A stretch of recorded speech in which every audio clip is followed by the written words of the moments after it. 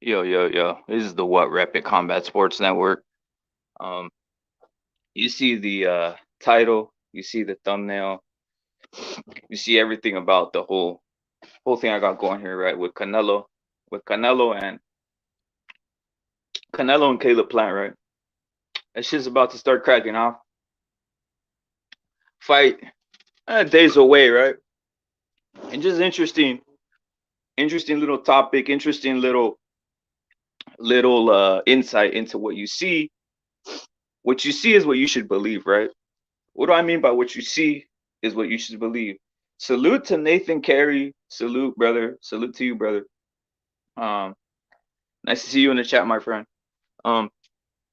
I'm gonna go in on Caleb Plant, right? In regards to what you see is something you should believe, right? As you guys can see, the thumbnail is Caleb Plant, right? Looking like this, looking like very anabolic, right? Looking unnaturally muscular, right? Salute to Johnny Blaze, he's in the building. Salute to Nathan Carey. I'm gonna give Nathan Carey a ranch right now in about a bit, but let me go in real quick on this anabolic looking Caleb Plant, right? I mean, does anybody with their right brain think that's natural? Does anybody with a brain think that that's a natural look? Sergio, jump on the panel. Sergio, jump on the panel. I got to tell you something, brother, because yesterday I left the homie Sergio hanging out in the open. I got to tell him something in the back chat, because I didn't want to leave the homie out there. I didn't want to leave him out there, man. Yo, yeah, you're right. Hey, Nathan Carey, it will be a painful lesson for Plant. I think it will. You're right. So as I was saying, yeah, that's the point. Johnny Blaze is saying it. Like, come on, guys. Your eyes do not lie. The eyes do not lie.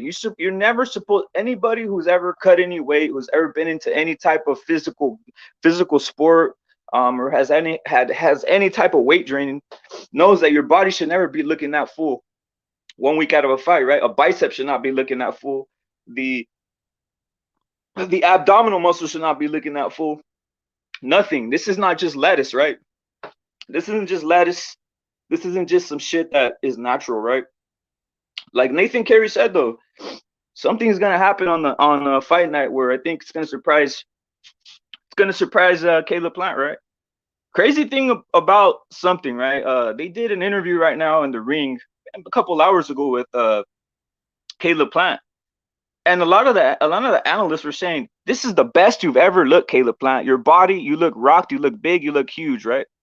But no one ever brings up, is that partly due to SNAC, or what are they giving you that's undetectable, right?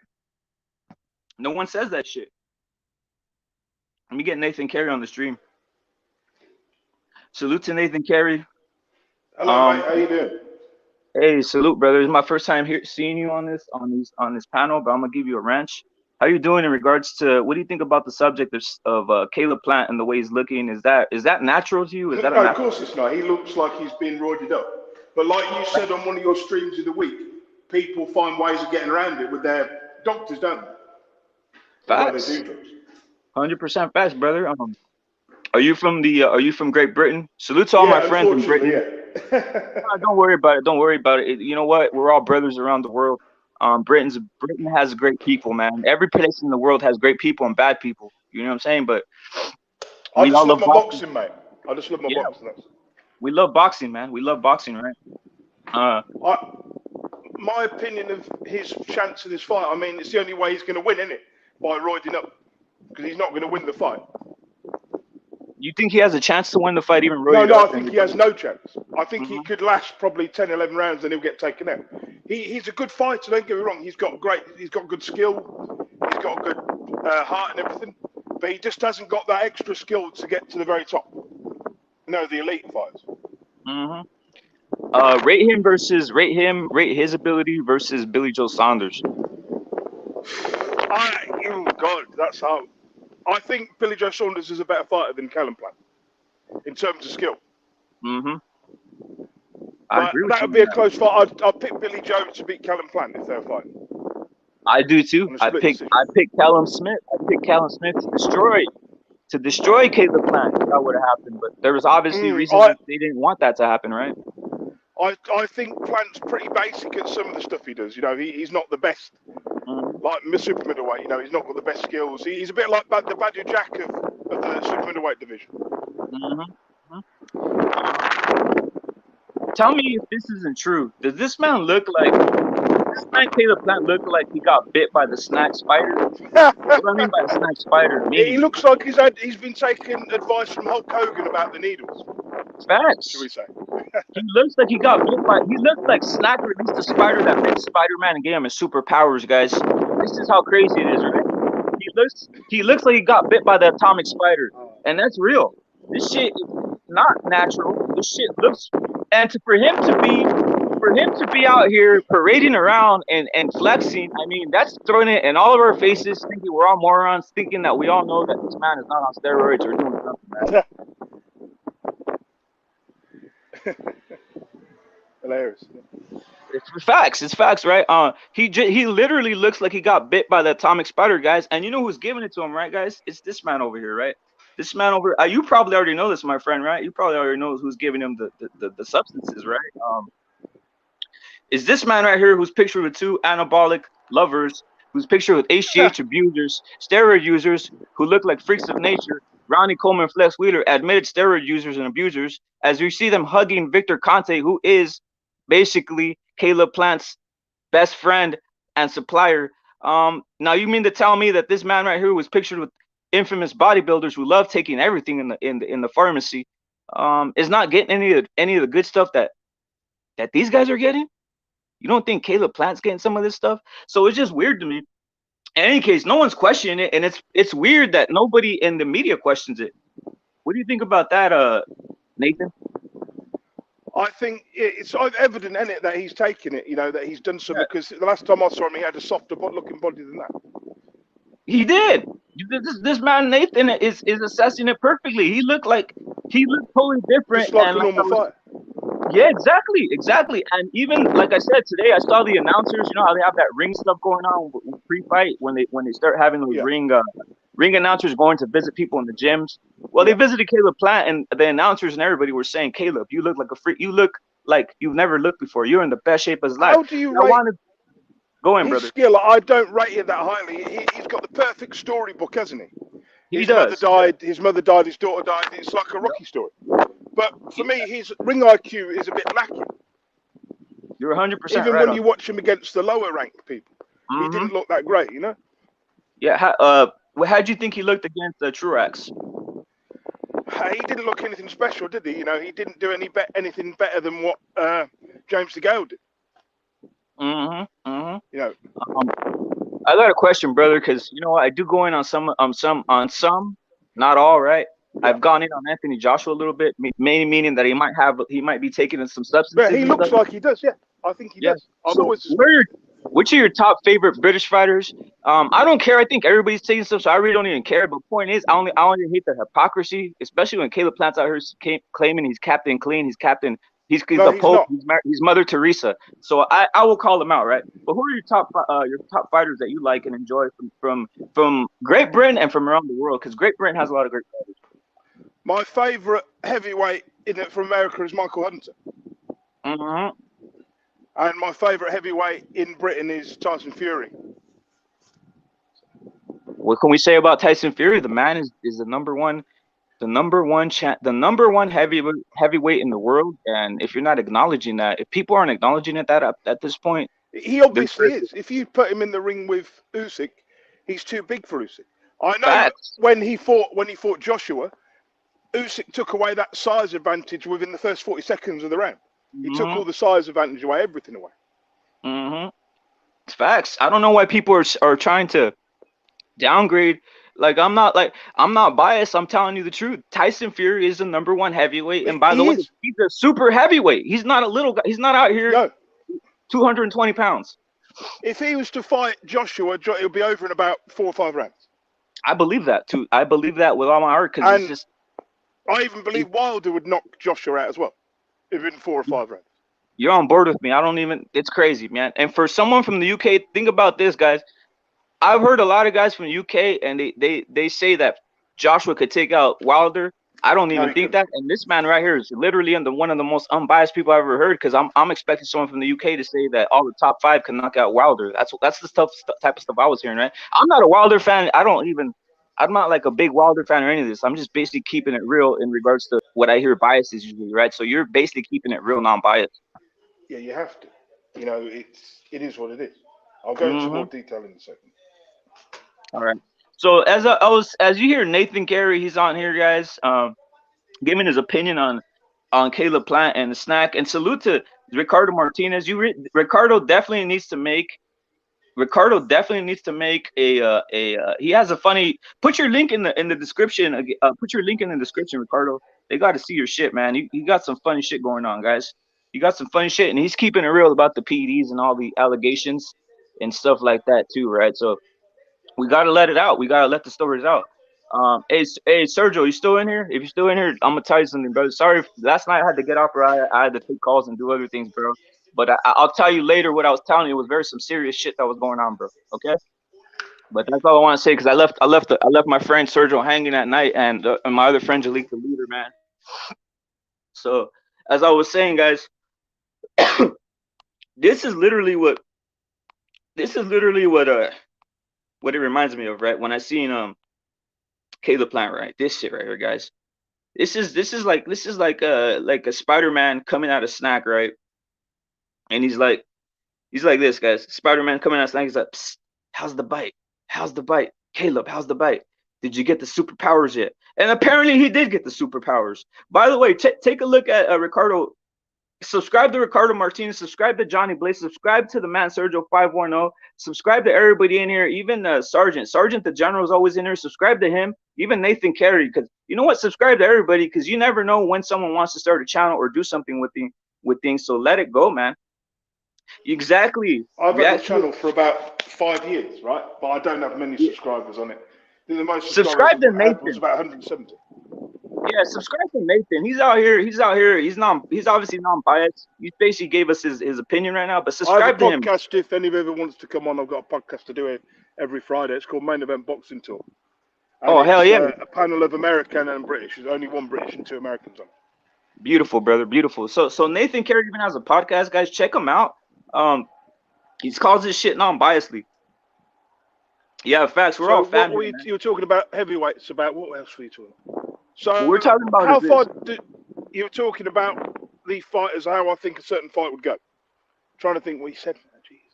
I said what I said. I said a lot of guys right now are saying about the heavyweight division. Obviously, some pound for pound lists. I think ESPN pound for pound might have been who said this. They have Alexander Usyk as ranked #1 pound for pound. How's he ranked number 1 pound for pound? When the man isn't even ranked, when the man is not even the #1 heavyweight, in my opinion. Like, get this guy out of here. I love Alexander Usyk, but he's not a super heavyweight, right? Can everybody just enjoy this era of boxing because we won't have this again? You've never had the history where you've got top British guys and Americans at the same time. We've never had it. You know, we had our Lennox Lewis's who were obviously no one was as good as him in my opinion. You know, that's been in the last 20 years. Like in 99, I remember watching the Lewis fight 20 years ago. This division is better than that division now. Yeah, there's names in the top 10 of the heavyweight division that this is probably the peak level of heavyweight division in the last 20 years in regards to names, in regards to excitement. Obviously the Klitschko era kind of killed off the excitement of the heavyweight division because it was. But where are the George Foremans? Where are the old guys? You know, like the George Foremans to come up and there's no Vitaly Klitschko come back. There's nothing. They've missed that boat. You know. We need to enjoy the heavyweights we've got. I mean, Ortiz is about 100. I don't know how old Luis Ortiz is now. Well, you brought up an interesting point, right? Where are the older guys? I think the older guys aren't making their appearance no more because guess what? There's competition now. So back in those days, in those eras, Yeah, in those eras, it was hard to get the old guy out because the newcomers weren't doing work, right? The incomers weren't doing work, Yeah. right? In regards to the heavyweight. Now, notice that the crop is what 30, 34. Wait, how old is Tyson Fury? He's still a young guy, He's right? 30, 31, 32. 32. But the Yeah, average age 32. of the heavyweight is about 33 now. The top sort of Mm-hmm. like top guy. Yup. You've And got before, yeah. go on, bro. Go on, brother. Hergovic and Victor Vilkris will be the next guys to take over. Victor Vilkris, for me, he looks like a clone of what Vitali was 20 years ago. Yeah, and here we'll even talk about a guy who's 37 years old, who's still dangerous in my opinion. I'd like to see him match up against other guys. Obviously, he fought some heavyweights that we know that are contenders. I would like to see Robert Helenius get a shot at some of these guys too, and he's 37. So Yeah, it, but he's like if you look at his career, like you go back to 2007 to that, he's beaten the Samuel Peters, Alamon Bristol, all these guys that have been around. And we're mm-hmm, talking 12, 13 years. Now here he is, he's relevant again, mm-hmm. with a great performance. And we're referring to think about this, guys. We're referring to Robert Helenius, and A Robert guy who was Helenius. around 13, 14 years ago.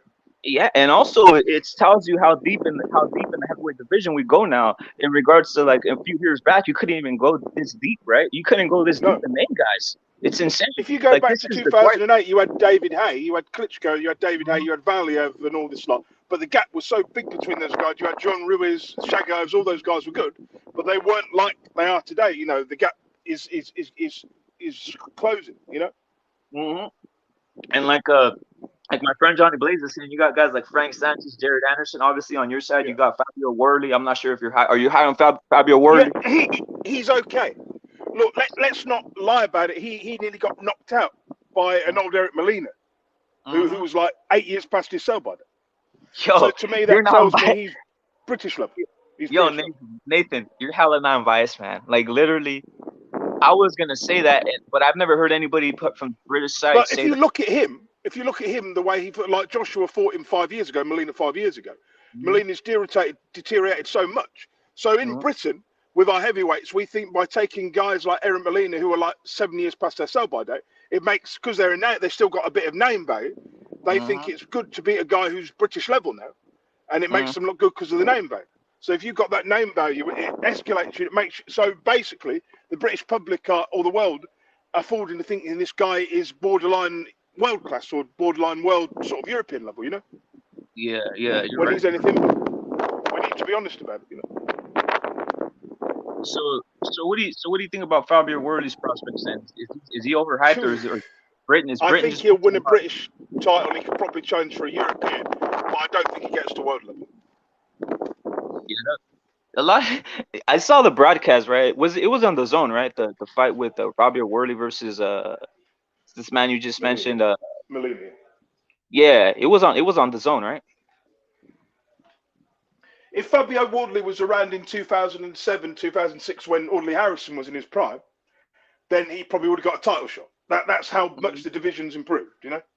It's improved massively, and I don't think it's we're. I don't think I'm gonna start saying that on the YouTube community, right? Basically, it's not acknowledged that the heavyweight division is now something that is full of characters, full of guys who have ability. I mean, you mentioned Michael Hunter. Yeah. Michael Who's Hunter's so another guy. underrated. So There it underrated. is. I've said this for Mm-hmm. 5 years. He's so underrated. Mm-hmm. Yeah, man. So He's got the ability to be able to beat a Joshua. I even said that 4 years ago. I'll tell you something. You probably saw this. You probably saw this about Michael Hunter. I think about 2 months ago, he basically mentioned the fact that he says that he would have taken out Deontay Wilder, and Deontay Wilder knows this that they I don't sparred think many he would have times. done. No, no. I That's don't what he's agree with that. saying. That's what he's saying, right? I'm not saying it's gonna happen, but that tells you the confidence. He said, I roomed with Deontay Wilder. He knows I would beat his ass. I used Yeah. to beat his ass when we were prepping for the Olympics, Right. and he wouldn't take that fight. Hunter. The thing with Hunter is that he could. What did he weigh in his last fight? 235 or something. He could go down to Bridgerweight. There's his chance to win a world title, in my opinion. The best chance Facts, he's got. facts. You're speaking it. I brought that subject up the other day. The But the weight. problem is Michael Hunter doesn't have that name recognition. That's Mhm. why, because how bad would it look if he'd beaten Joshua, fought and beat Joshua? Would it look bad, wouldn't it? And Michael Hunter was like Eddie Hearn's fourth choice. He's like the D guy, the C or the D guy in terms Mhm. of popularity and priorities. I even believe Michael Hunter would beat Dillian White. Yeah, Dillian White to me, I have to I can't trust his job at this point. That's the one thing I'll Good say. matchmaking. It's called good matchmaking. That's all Mm-hmm, it is. Good hmm. matchmaking. Yep, yep. He is a warrior. He's a warrior, and He's he can tough. sell a fight. Yeah, he can sell a fight. That's one thing we gotta give him credit for, He's and he's improved. tough. Yep. But let's not forget that this guy was on a drugs ban twice. He's been on a drug ban before. A controversial. He look. He beat an old Povetkin, which he should have done in the first fight. But the thing with Dillian White, he should have fought for a world title about 2 or 3 years ago.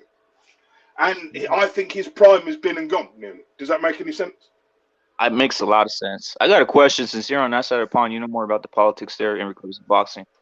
Uh, I noticed that a lot of these guys they don't pop though when they do get accused, right? Obviously they accuse Tyson Fury with the wild boar type shit, right? But Yeah. it's never official. And the same thing with Dylan White. Was Dylan White's even official, or did they erase that?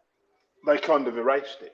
It kind of Yes, got drawn under exactly, the right. So carpet. it's like it never happened, right? So it's I don't know I don't know what's different there. I guess right. The politics over here it's more of a people get outraged for dumb shit, right? Like to me, like I said, I think most everybody with the brain knows that 99.9% of these guys are on some shit. They're all on it. They're all on it. Yeah, exactly. But if you're talking about Dillian White's career, when Mhm. he lost to fighting Joseph Parker and Lucas Brown were the two best moves he ever did in fighting and at a shot derriches, all these guys fighting them when they lost, fighting them when they're past their prime. And obviously with Joseph Parker when he caught him cold because he already lost the fight, didn't he? Yep, yep. And You I see, don't know what they're doing with Joseph Parker. What way is his career going in? Because it seems to be like he seems to be getting worse. yeah, what's wrong with Joseph Park? He seems to be a bit of a submitted guy, right? When he's over here helping other guys, I thought he's supposed to help himself instead of trying to help other guys and be friends with people, right? I'm not a fan. I'm not a fan of guys who are trying to be friends with people. I'm a fan with guys who are trying to fight and beat you up, like Chisora eating a hamburger with them and all this other weird shit. I'm like, get out of here with Yeah. it. I like seeing warriors. I don't like seeing like the Would you envision Mike Tyson eating a hamburger with Holyfield after a fight? Like, what kind of Fuck world no. are we living It in now? wouldn't have happened. Yeah, even Lennox Lewis. Lennox Lewis was a gentleman for the most part, but he wasn't out here eating hamburgers with his rivals. This is No, freaking who does that? ridiculous. It's ridiculous, man. I think Tyson Fury, I mean, he reminds, I hate to use this word, he reminds me of, he's a poor man's Ali, as I like to call him. That's no disrespect, He's the Ali of his era, as I try and put it. Yeah, I think Tyson Fury is something we haven't seen just because of the In 20, size. in 30 years, yeah.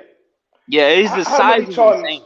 yeah, how many times have you seen a man that big and goofy with that kind of Never. personality and all that ability? He's like, to me, do you remember Nikolai Valuev?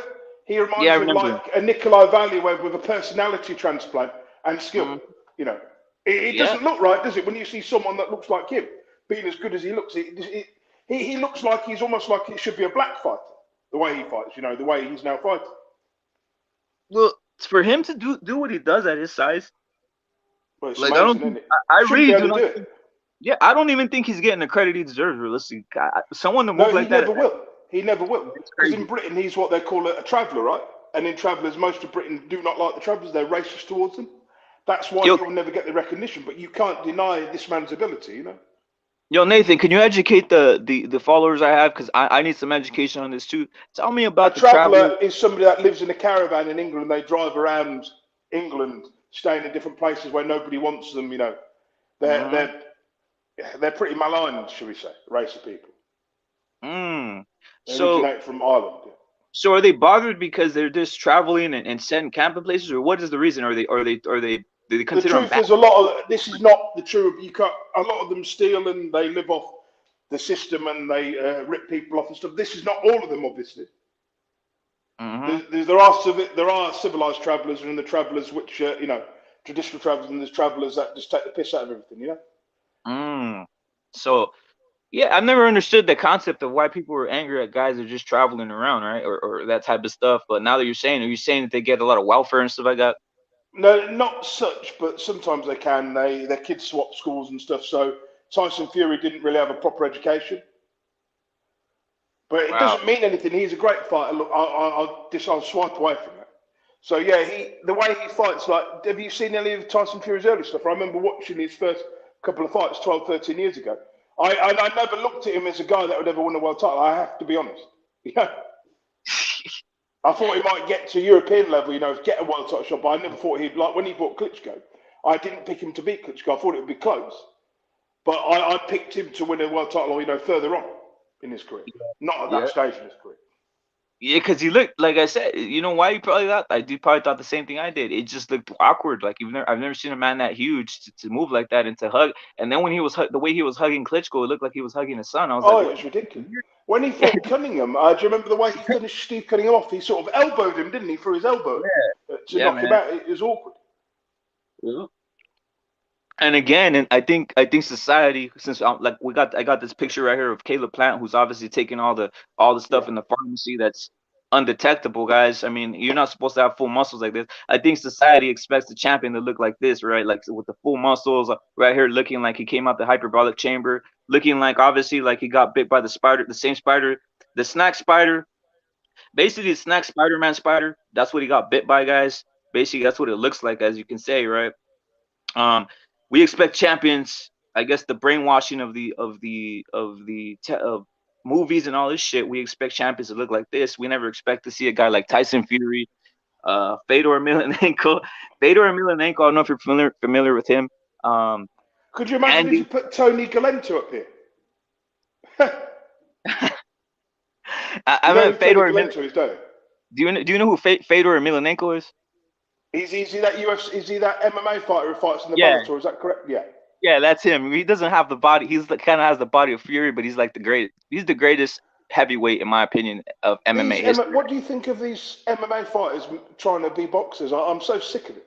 I don't like this YouTube boxing anymore. I'm sick of it now. Yeah, you can't. Let's keep it real. I'm gonna keep it real, right? Like I've done MMA, I've done like wrestling, all these other sports, but you really have to dedicate yourself to boxing, man. Because boxing, these guys take it seriously, and it's a sport where you got to dedicate yourself. You can't just say I'm gonna come out the MMA arena and start trying to be a boxer, especially someone who takes it seriously.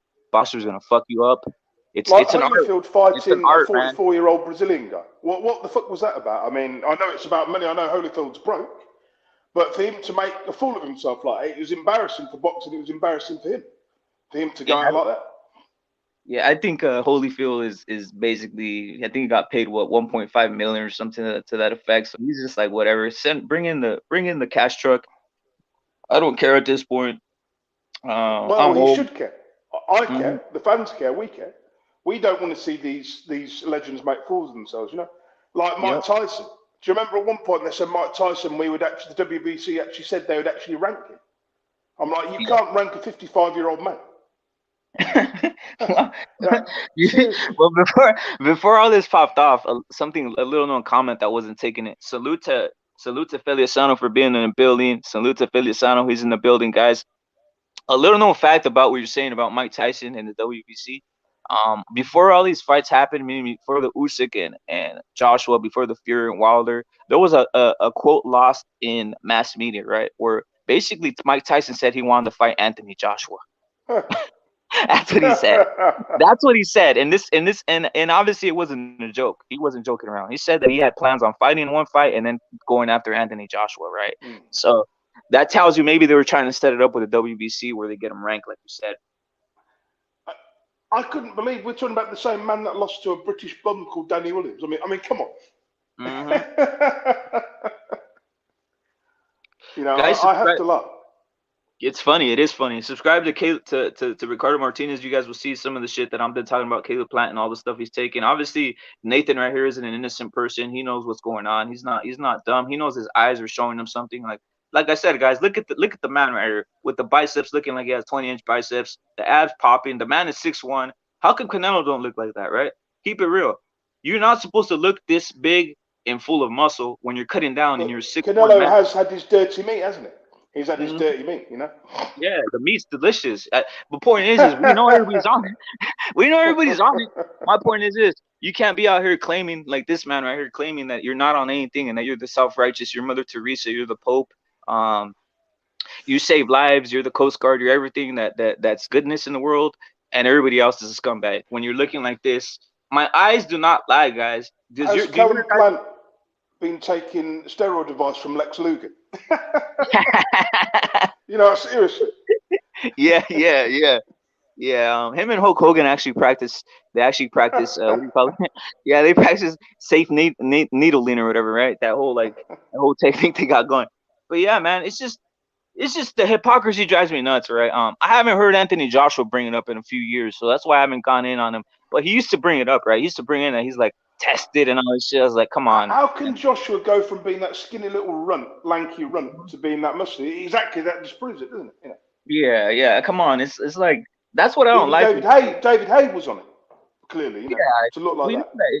I mean, think about it. It's a sport of competition, and you're gonna do everything in your right power to get the upper hand on somebody. And even if it goes to chemical warfare, you're gonna go to chemical warfare, right? And like I said, I'm gonna keep on saying it, guys. Look at this picture of Caleb Plant. How are you gonna tell me you're not juiced to the gills here? How are you gonna tell me are you eating his lettuce? How are you gonna tell me is all you're doing is drinking water? How are you gonna tell me is you're eating carrots? You're not a rabbit. You're not a rabbit. That is not how you build muscle. Like tell us the truth. Tell us the shit you're taking. Um, Either that or don't say a word and don't be out here blaming other people for taking shit. Cause it looks I could say 99.9% chance you're on some crazy shit. You're on some crazy cycles. And some shit that might not even be known to the public yet. Some secret sauce, as they say, right? Um, it's crazy, guys. Hey, do you remember the? Obviously, you're from Britain, right? Did the track team right there get busted for like the recently for like the for busted for like I think they. anabolic? I'm not too sure. I haven't seen the article, but I read something slightly about it. I'm not really sure what's going on. Yeah, that was the crazy part, right? Like I think they did like an article where the British track team was like a guy from Italy actually won the 100 I know. I meters. saw that. Yeah, yeah. I thought that was a bit suspicious.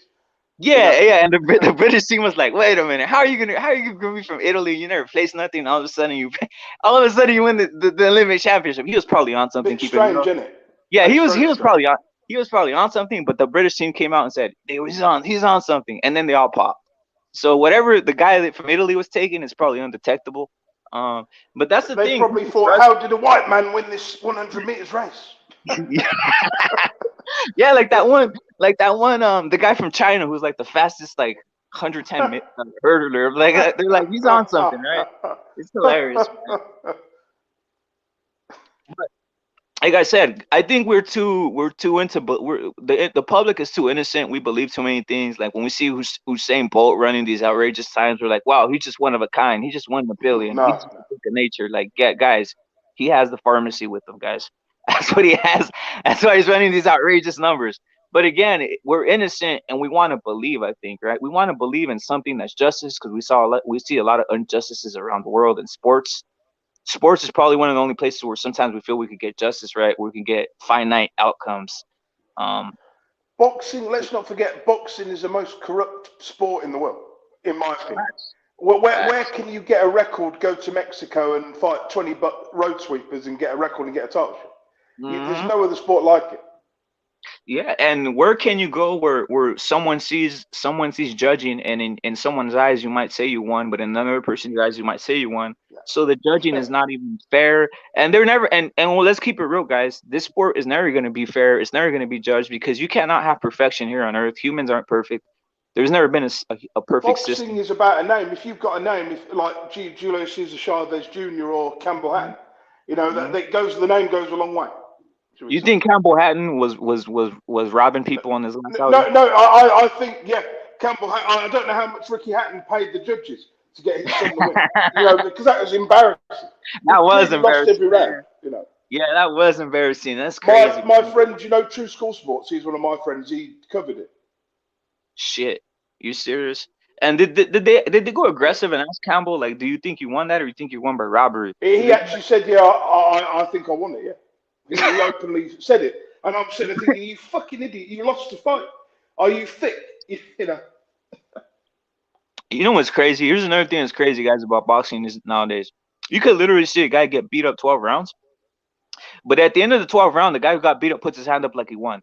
Because they're like, maybe something quick is gonna maybe something quick is gonna happen. I'll get it worded here, and at least I look like I won, right? So you don't even see guys admitting defeat at all now, no more. Like obviously with the Deontay Wilder shit that happened, it's just one of these things where no one admits defeat anymore. It's like a part of the game now. What? you know, I have to be honest. People like Marciano, Ali, and Joe Lewis, they'd be turning over in their graves if they could see some of the shit that we see today. You know. Yeah, it's facts. It's facts. This world is it's probably more. And you know what's funny? A lot of historians and shit like that, they wax poetic on how corrupt it was back then. Then they don't tell you nothing about the corruption now. Probably worse now, isn't it? When you It's look at it, but 100% more. It's just hidden more It's just because hidden, people are and just good at people are hiding. hypnotized. People are hypnotized, guys. People are hypnotized by the Just judging and look the at the state. WBA rankings. Just look at the Hmm. WBA rankings. 1 minute someone's a champion, the next minute Hmm. that Yep, facts, facts. And like I said, guys, for everybody just coming in, I basically said, look, at Caleb Plant looks like he got the same spider that bit Spider-Man, right? Like Victor Kanye pulled up the same spider that bit Spider-Man, and as you can see on the GIF right here, it says, "Psst, how's the bite? Did you get your superpowers yet?" It appears he did get his superpowers, guys. It appears he did get his superpowers. As you see him right here, this isn't natural. This is not just lettuce. This isn't just water. This isn't chicken soup, so guys. This shit is real. This shit's synthetic shit. Obviously, SNAC has probably some undetectable things, right? But it is what it is. I mean, the only reason I'm going in on this, like I said, and I keep on telling Nathan, is the hypocrisy. I don't like guys coming out here acting more self-righteous when you yourself are the scumbag of the earth, probably, right? So if he would have just kept his mouth shut, I wouldn't bring this up. I'd be whatever, right? But look at this. This is insane, guys. Are your guys' eyes with your guys' eyes? You guys think that's natural? Do you guys think that's attainable? I'll tell you what, it isn't. It isn't. It's hard to keep muscle, guys. I'm telling you, it's hard to keep muscle if you're a tall man and you drop to 168. It's hard to keep muscle mass. Something got to go. And usually what has to go is your muscle for you to make weight. So for him to be holding weight, that tells you either one or two things. It's anabolics or HGH or some other substances, but it's obviously an anabolic substance because that's the only thing that will hold your muscle. It's not natural, guys. So for him to be throwing fingers every which way, guys, this shit is crazy, guys.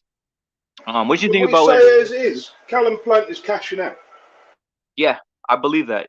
He even made a Freudian slip, though. By the way, Nathan, he made a Freudian slip.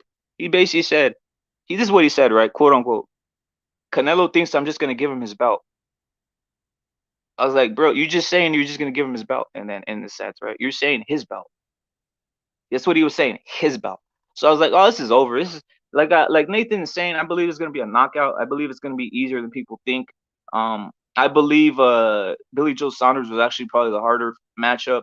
Hell, Callum Smith was an animal. When I first saw that fight, I was like, Callum Smith, respect Callum Smith because he is an animal, and it was a war. And who knows what would happen if that bicep would not have gotten blown up, right? But it was a war. And as you guys can see, Callum Smith just putting bodies on his record now at 175. He Well, just the bodied some problem guys. with Callum Smith was he was struggling to make weight for about 3 or 4 years, right? So he's Hmm. killing himself to make the weight. So now he's at 175. I know that guy he was fighting wasn't that great, but his power, he seems to have carried his power up with him to 175. Wow, he Is what bodied I'm saying. that guy. He bodied that guy, man. He bodied that guy. Keeping it real, But it like was a horrible Callum, knockout, wasn't it? Because the guy, his legs were twitching. I'm thinking, if Callum Smith can do that to the top guys, they're in trouble. I'm not saying Callum he'll Smith. beat any of the champions, but Look, I'm telling you, Callum Smith is a problem at 175, guys. Like literally, he's a problem. Everybody's gonna I have to don't watch out for him. understand why he was fighting at 168 for so long. I know he won the belt. Hmm. As soon as the World Boxing Super Series was over, he should have given it up and gone straight up to 175. Well, like Sargent said, he thought Billy would beat Canelo, and he is true. I remember him saying that. A I lot of didn't people. think Billy would ever beat him. I thought to Hmm. myself it might go to points. He might do a better job of it. Hmm. Yeah, the knockout probably nobody was expecting that, right? No one was expecting that. They thought it'd be a war. They thought obviously he'd get beat. I saw a few people go for a knockout. I mean, I had Canelo winning, but I wasn't sure what the decision would be or how it would go, right? Um, but The Billy way Joe. Canelo fights, Mhm, obviously because he's so short. He like mhm, the way he fought Callum Smith, he was throwing his punches up in the air, smacking him straight in the mouth, and I'm like, he's hitting everything. He's not missing anything. mhm. Salute to Chicano Prophet. Uh, that's one thing about Canelo though. Like the I think a lot of guys have problems, and I think even Callum Smith's gonna have a problem. They're used to fighting guys who are bigger, especially if they've been fighting at a higher weight. So it's kind of an anomaly to see a small guy come in And if you're not training that, I don't care if you're even having the sparring. It's kind of weird when the guy's throwing power punches and coming at you in all type of angles. Yeah. I think that kind of shot Callum Smith too, right? Because he's used to fighting bigger guys. Yeah, people. But the thing is, Canelo, because he's so quick, his foot speed's not the best. But you know, when he hits you, you feel it. You know, he's got concussive punching power. You know, I've even said Canelo could go up to cruiserweight and win a world title. I'd have to see out his body, but I mean, the power is there. Obviously, I'm gonna say something else, right? The more any human being goes up in weight, they're gonna get more power. That's just natural. That should just happen naturally, guys. It is what it is. If you weigh 250 pounds, you're gonna be stronger. It's just what it is. But It's have you noticed when Canelo moves up in weight, like when he goes up to the heavyweights, like the light heavyweights and the cruiserweights, he picks the guys who are kind of a little bit shot. You know, there's nothing wrong with doing that. I'll tell you when you know Canelo can't go up in weight no more. When you start seeing his body spilling over. Meaning, if he starts looking sloppy, that means his body can't carry that weight. Yeah. If he starts looking like Andy Ruiz and shit like that, then you guys cut it back, right? You know what I'm saying? You guys to cut it back. You guys to cut it back, guys. Salute to Chicano Prophet. As I was saying earlier, guys, who everybody doing the chat, I was saying this, right? Look at this guy. I'm gonna bring it up again. This isn't natural. This isn't just lettuce. This is some other shit, right? This is literally on some like Peter Parker getting bit by the spider, like SNAC let out the atomic spider to create Caleb Plant's physicality, right? The man literally looks like he got bit by the same spider as Spider-Man, right? It's just crazy, guys. Again, and the thing that I'm troubled by too is why does the media never ask him about this? The media never asked him about SNAC and his affiliations with Conte, who has various dealings with steroid guys, right? Or with various dealings with guys who know how to pass or make substances that are undetectable, right?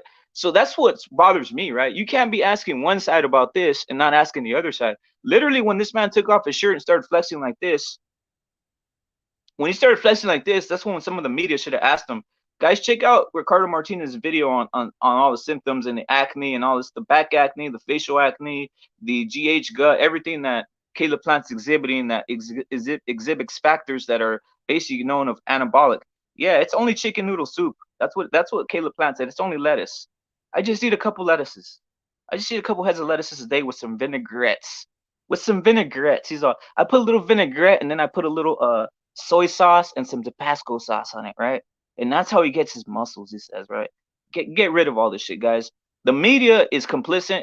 The media, and it's the American media, I have to say. It's the American media, because I think I'm not sure. I mean, I haven't seen many UK media in here in this plant shit recently. But I know for a fact that the UK media asked Dillian White about PEDs and asked Anthony Joshua about PEDs, right? Am I right, Nathan? Yeah, you're right. But they deny all knowledge. No comment is their answer. Yep.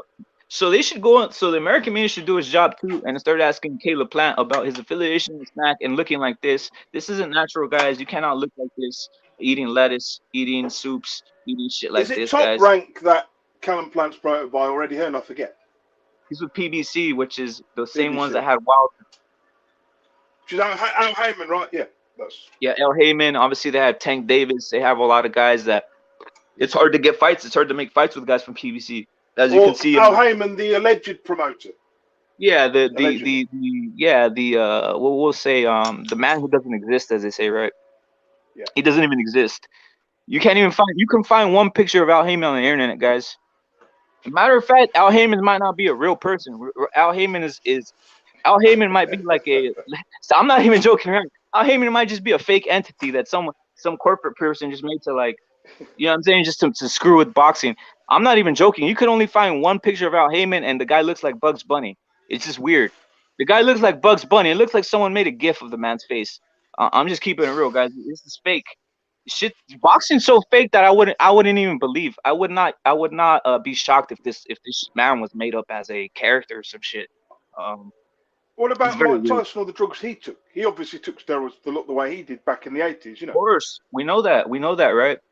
But we know that that era was the media back then was a bit naive back in the 80s. They were all naive. You can see Frank Bruno.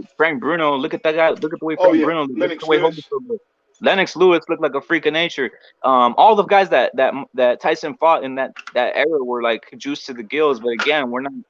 It's I innocent. mean, It was an innocent Tommy error. Morrison was probably the most juiced out of all of them from what I've seen. Hmm. You know, literally. Yeah, yeah. Tommy Morrison is a guy that we don't even mention much, man. You're right. Great fighter. You know, he was a great fighter. He just didn't have a very good chin. He had a hell of a left hook though. Yeah. His left hook was amazing, man. His left hook. I still haven't seen a guy with a left hook like that. But like you said, right, the chin game really hurt him. His chin was always ready to go out. His chin was very unactive, as they say.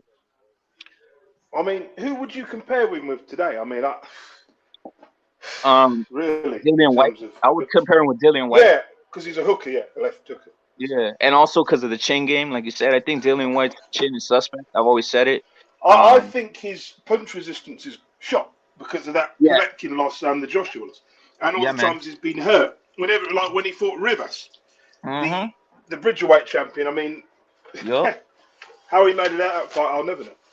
yo, and when the shocking thing about Dillian White, when he goes out, he goes out. He looks like he got Bill Cosby. And by Bill Cosby means like when Bill Cosby was giving those women roofies and shit. That's the way Dillian White looks when he's knocked out, guys. So that's why I'm calling him as he is, right? He's a great fight. He's a great promoter. He's a great character. He's a great guy for the sport. But his jaw is shot. I think that's why he made up that reason of saying that he was sick versus Yeah. Wallen. Do you want me to tell you why I don't think he fought Wallin? Because Wallin's a southpaw. He's always struggled with southpaws, doesn't he? Yeah, like, he made that up, right? Dillian. He made that up to Yeah, Doug I Wallen, right? think he did because he's thinking the same thing that happened because Wallin's awkward. Wallin is actually good enough to actually beat White, I believe, cause an upset. Wallen is dangerous. Why I'm would you crazy, fight man. when he's chosen? I thought, why is he choosing this man? This guy's a southpaw, 6'7", awkward as hell. Why would you pick someone like that? I don't think I think they were trying to make it like almost an eliminator for Tyson Fury, right? But if To you're fight Dillian Tyson. White, you don't take chances unless you don't have to. He's Mhm, had too many hard fights in a row. He's had like 7 hard fights in a row. mhm. Yeah, he. What you think about Povetkin showing up to that last fight though? I was like, come on, Povetkin, you look like, man, you got double D's. Povetkin had double D boobs at the press conference hanging, guys, and people were expecting Povetkin to do something. He had double D's and coronavirus. So it's like, what the world's going on here, man? How was Dillian White not gonna knock him out? He basically was fighting a estrogen filled Povetkin that was already out of the game, basically, guys. It's insane. But like I said, guys, look at this man, man. Come on, this isn't natural, man. It's annoying that the American press doesn't go in and ask this man the serious questions. Doesn't ask Caleb Plant questions, right? PBC is not gonna ask him questions. PBC is not gonna ask him questions. He's not gonna ask him questions about this guy right here. He's not gonna ask him about this guru, right? He's not gonna ask him about this guy right here, picture with two freaks of nature. Look it, man. Victor Kane made these two human beings go from skinny to looking like Teenage Mutant Ninja Turtles, guys. So what do you think he's gonna? What do you think he would do to Caleb Plant, as he did do, right? As he did do. Like I said, he gave him the Spider-Man, the atomic Spider-Man bite from SNAC. So he gave Caleb Plant. The man Victor Khan is affiliated with all kinds of freaks of nature, man. And why are he affiliated? Because they know he got the goods. They know he got the goods, guys. But like I said, I think the fight versus Caleb Plant's going to be a coronation for Canelo. In my opinion, it's a coronation of Canelo. It's basically a celebration of Canelo. It's a celebration of Canelo getting undisputed. That's how easy I think it's going to be. I don't care even if Caleb Plant's on all these substances and all this shit that he's alleging other people to be on. I still think it's going to be a run through. I still think that Canelo is going to do all the work necessary to finish the fight versus Caleb Plant with the bubble gut right here, right? Mm. I'm gonna tell you guys something else, right? In regards to that press conference that they held earlier for Caleb Plant, notice they didn't want to give him any side shots, right? The minute he gives you a side profile, guys, that's the minute you'll see the GH gut, guys. That's the reason those cameras don't give him the side profile. Here's Joe Rogan, who's an admitted GH user, meaning growth hormone. Here's him with the GH gut, right? Here's right here Caleb Plant, right, who claims to be the cleanest man on the planet. with the gut looking like that, guys. Now that's not natural, right? Why does the gut like that? Why does a man have abs, meaning abdominal muscularity, but still has abdominal muscles, right?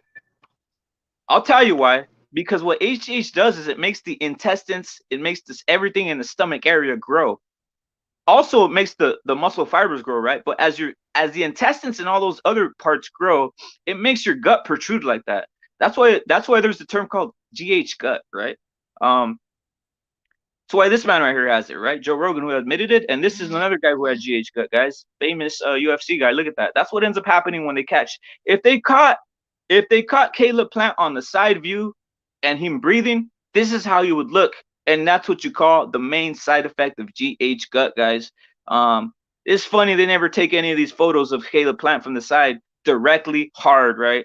Even this picture right here, as I said, right? This picture right here was even caught at an angle a little bit, so it saved Caleb Plant. If this cameraman would have gone a little bit more to the right, you would have seen a direct profile side view of Caleb Plant's GH gut.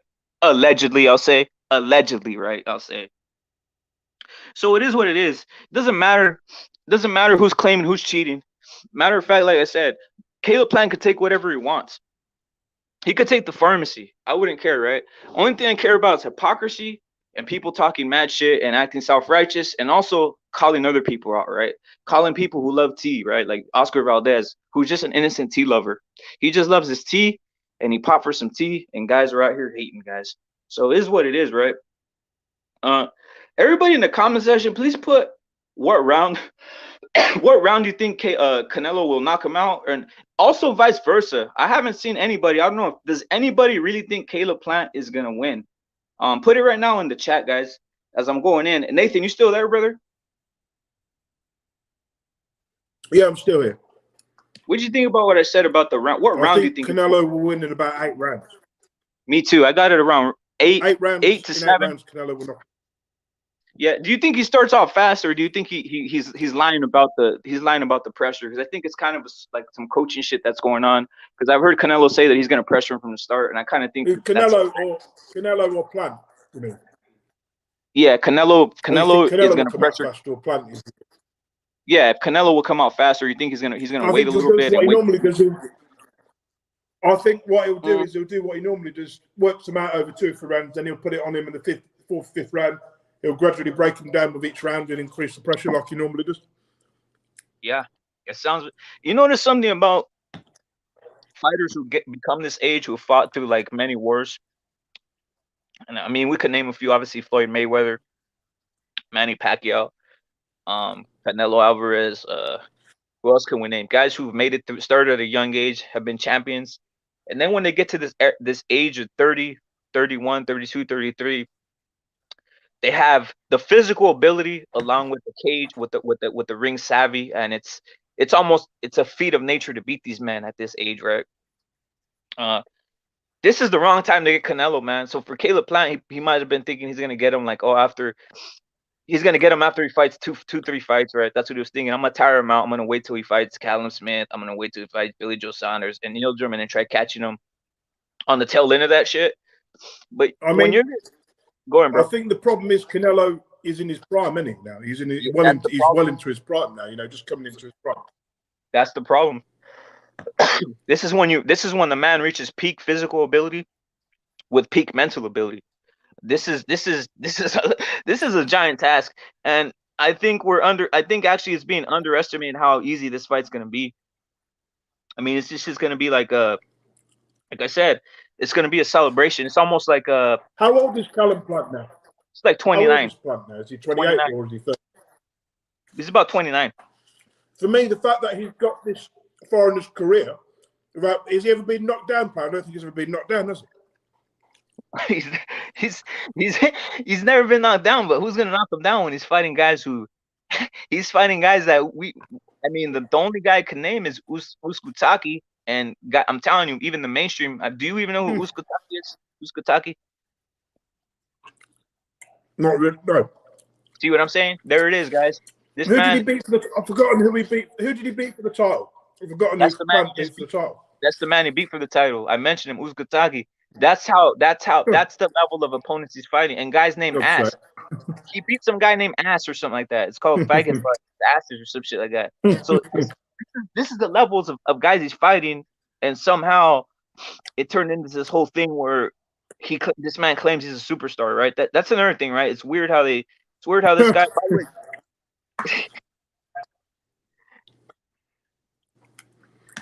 I have to laugh. yeah, it is funny. It is funny. So Chicano Prophet got the fight happening in 11 rounds, but could probably take Plant out starting at 9. Canelo would draw it out. Yeah, I could see that. Sergeant has it in 6. I'm going early too. I'm going like 7 rounds, guys. 7-6. Might be faster. I think it's all a charade. Caleb Plant has to prove me wrong because I think this is all a charade. It's all a facade. I think this is all the act he's putting on. I don't even think he believes in any of this shit. Do you think Eubank would beat Callum Plant? Do you Yes. think Eubank would Yes. beat Callum Plant? Yes, I do actually. Yeah. I actually do. Thank you for bringing it up. I've said that before. I've said Eubank would fucking destroy Caleb Plant. He has more power. He has way more power than Caleb Plant and can do what Caleb Plant does much better, more effective. Salute to Dime Up for being in the chat, guys. He's saying all hypocrisy. Canelo never called a fighter a drug. Exactly. This is another thing I'm gonna go into, Nathan. What do you think about that? Canelo literally never talks shit about any of these guys. He basically just goes to work every day, boxes, does his thing. But then you got guys just talking mad shit from the sidelines. You got guys bringing up his name for no darn reason. I've never heard this man introduce a bad word or start it off first. It's never him starting it. It's obviously what he did with Caleb Plant when he finished it. All I will say is, as Canelo says, payday. You want payday, motherfucker. Exactly. Yo, you brought up something interesting about Eubanks though, man. What do you think his upside is? His upside is in regards to the ones. I think 160s is the vision, right? I think 160s is the vision. I think he's well there, but he should do 160. 168, he's kind of pushing. 160 is better at 160. You know, he can fight that. Who's that Japanese guy, the WBA champion? You know who I mean, don't you? I know what you're talking about. He's gonna fight Triple G. He's gonna fight Triple G. Yeah. That's a bad fight. I think that's a bad fight. Mm-hmm. I want to see. As shot as Triple G is, he's still gonna have too much. Yeah, like Ricardo got the name right on. Murata. His name is Ryoto Murata. Salute to Ricardo for getting it through. No, that's it. Yeah, man. I want the guy he should be targeting. For real, but I want to see Eubanks versus Andre because Andre claims he's a great. I mean, he is slick, but I want to see. Let me see how you handle Eubanks. I think Eubanks would even handle Andre, keeping it real. I think Andre is a bit too skilled for him, to be honest. That's interesting. So how is Andre viewed over there on that side of the pond by most observers? He's doing okay. He's not doing a lot. Mm-hmm. How about Andre? The mandatories, you know, for me, he's not doing enough. How about Andre versus? How about if Andre versus Billy Joe Saunders would have happened? What would you have had there? I'd have picked Billy Joe to win. Yeah, so would have I. I think Andre he lacks a little bit of power, but he is slick. We got to give him respect for that, right? But what has he really done? Who has he really beaten in his career? You know, I mean, really, I can't say he's really beaten anyone of any note. The last man he just beat was his toughest opponent. Williams. I mean, come on. Williams for me, he's a guy who was never world level. He was like European level. Mm-hmm. Well, that's his best win in my opinion. Everybody in the chat put Andre's best win. Maybe I'm underlooking. Maybe I'm not saying someone, but I think, or in the chat, tell me guys if what's the best opponent Andre wins. Just off the top of my head, the last guy he fought, which was Williams, right? That's the best guy I've seen him fight. Remember the guy he beat for the title, that African guy? Do you remember the guy he knocked him down like 10 times to win the title? And he didn't, and he only won the fight in points. That African guy begins with W. I remember that. I know what you're talking about, but the fact that he knocked him down 10 times, that tells you that he's not even better than Williams, right? But what his name was Walter something. Walter. Mm-hmm. Yeah. Mm-hmm. Something. Yeah, so that tells you the level of competition. Like you said. You say Williams is. I think Ricardo right here is saying is it Cool Gay? I'm not sure. Yeah, that's his best win. Yeah, cool guy. I'm gonna ask you guys something in the chat. Why is it some of these guys' best wins have some weird names, right? Like Caleb Plant's fighting guys' names fucking asses or whatever, fuck butts. And then this guy right here, Andre's fighting a guy cool's gay. Like these guys literally fighting weird guys with weird names, and they have no name recognition. It's crazy, guys. Yeah, Ricardo is funny. It's funny, but it's hella true, right? Like fight some guys with a name. Fight some guys, and I don't care who you are, right? Like literally, no one's getting ducked that much that they can't make a fight. Like I'm pretty sure Andre got approached to make some fights, right? Uh, Same thing with Eubanks, right? Even Eubanks with a couple losses, he's getting fights. Yeah, they're running out of Eubank. The problem with Eubank was that he's never been managed properly. That's why he's never won a world title, a proper world title. I want to see Eubanks versus Saunders. Keep it real. That's I'm interested. I know they talk a lot of shit. I still think Saunders might have.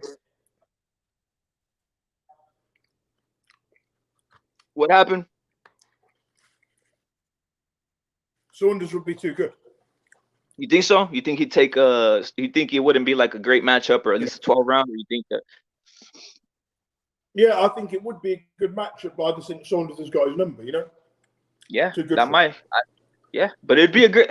Like, are we done with everybody in the chat? Are we done with Saunders? Do we think Saunders never returns? Do we think he's done? Do you think the eye explosion is over with, or do you think Saunders comes back, guys? How about yourself? Do you think Saunders comes back or no? I think he'll come back, but he just needs to be a bit more selective with who he fights, you know? How about Saunders versus Charlo, the big Charlo, Jamal Charlo, as Jamal Charlo's first fight back in the 168, or for his first like feel out at 168? That'd be hell of interesting. Jesus, I wouldn't be able to pick a winner, I have to be honest. Or even I guess you'd have to go Charlo. Yeah, just for giggles. I don't want to see Plant. I would have wanted to see Plant versus Billy Joe first, though. I think Billy Joe would have shit talked, because this guy Plant's obviously a shit talker, but I think Billy Joe would have out shit talked him, and this would have been fucking one of the greatest things ever, just out of like performance and shit. Saunders might come back. Saunders got paid. He's not hungry anymore, is what Johnny Blaze is saying. Saunders might come back for one off in his career with a win. Yeah, it might happen. One thing I never got off of Saunders, I'll tell you guys, is just obviously I picked against Saunders, but the one thing I never got is that he was fake tough. I believe that what he was saying. I believe that he was really being that way. But I do get the sense with Caleb Plant that he's fake tough. I know there's videos of him fighting guys in the hood and shit like that, but I don't know, man. I just get a sense that he's not like all this Captain Hood Star or whatever he's claiming to be, right? Captain Vanilla Ice or whatever he is, man. It's insane, man. In regards to the future of British boxing, because you're obviously in that area, who's the future of it? Is he Conor Benn for you? Me too. You know what? I look at him and I think he's good. It's just good matchmaking, isn't it? Should we be honest about it? It's just good matchmaking. He's getting better, but they're going to have to slow him down. You know, they need to keep at the pace they're at. They can't go. Right now, he wouldn't beat Avanastia at all. That'd be a good matchup. One thing that I'm excited about Conor Benn is that at least he comes with some style, man. At least he's not trying to come with the prototypical of the recent era, prototypical like Olympic style that they're pushing in Britain, right? Like, he's coming with his own gym style. That's basically his dad's style, right? Yeah, the problem with him, they're trying to push him too quick. I feel like they're trying to push him too quick. He's only 23, you know, they can let him develop, you know, over the next 3 years. What's the rush? I don't understand why they're rushing for him to get title shots now. He's not anywhere near ready for a title shot, you know? Well, it's because they're probably listening. He needs those tough, hard rounds. They're probably trying to listen to with him, because of his last name, it's all about emotion. They need to slow it down. If they want him to have a future in the sport, they need to slow it down a little bit, you know? Yeah, they need to slow down the process. He's going too fast. So if you guys hear double voices, I hope that shit stops. Is it stopped? Do you guys hear double voices anymore or no? No. All right. So like you were saying, they're pushing him very fast, but he is. I like his style. I like that it's not prototypical. It's not Yeah, prototypical of what we saw in recent years. he's It's an good. attack style. It's his dad style, right? That's his dad style, right? In a Yeah, sense. but we need to be realistic. He's not his dad. He hasn't got as much talent as his dad had. No, he's good. He could win a world title, possibly with the right Mm-hmm. matches.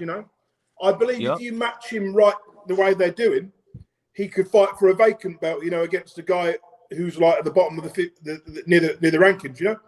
If they cherry pick it right, they could cherry pick him as a champion. Does that make any sense? Yeah, I understand. So he'll be a What's the word? What's the word where they give you a title where you win a world title against your opponent? Is it manufactured champion? What's the word that I'm looking for? I know what you're talking about. It's like a you fight for the vacant title. Or the regular belts, Oh, you're talking about for the WBA regular belt? Regular Yeah, stuff that shit. like that, regulars or the IBOs and a vacant WBO, something like that. I don't see him ever being an elite level fighter. Yo, wait up. Chicano Prophet's dropping some things. He's saying you all see Munguia is a favorite. He's a favorite, bro. I think he's a favorite, Chicano Prophet. Yeah. I've been saying it, Chicano Prophet. I've been saying it, and it seems like Vegas knows what's up. I've been saying that the man's gonna demolish Rosado, and people were thinking like it's gonna be some type of battle, right? And Vegas is basically reiterating what I was saying. I was probably one of the only ones saying it. Obviously, with think about this, guys. Munguia is more favorite versus Rosado than Plant is than Canelo is versus Plant. That's crazy, right? Munguia has been ever since he won that world title 3 or 4 years ago when he was the 154 champion. They grooming him to be the next Canelo. They're trying to push him. Yeah, they're taking him. He's not as good as Canelo. I don't think he'll ever be as good. Yeah, he's still young. He's still young, and it's just a different style. I mean, no one's gonna none of these. It's gonna be real hard. Let's keep it real, guys. It's gonna be real hard for another guy to come out and do what Canelo did. Like it's like wishing for another Mayweather's wishing for another great champion or like another Lennox Lewis. Like shit doesn't happen often. Like that's what ends up happening though with boxing, right? They keep on saying this is the next one. Nah, there is no next one, guys. This shit Pacquiao, there's not gonna be another Pacquiao, guys. This shit happened and that's it. It's like saying that what's his name? Shakur Stevenson is the next Salvador Sanchez. Was he the same weight? Salvador Sanchez, same weight, weren't he? Am I right? I think he was the same. Yeah. What you think about Shakur Stevenson? And keep it real, man. Keep it real, 100%. And you tell me what you think about it from that side of the pond. He's a great fighter. He doesn't get hit much. He's got the right attitude. He says all the right things.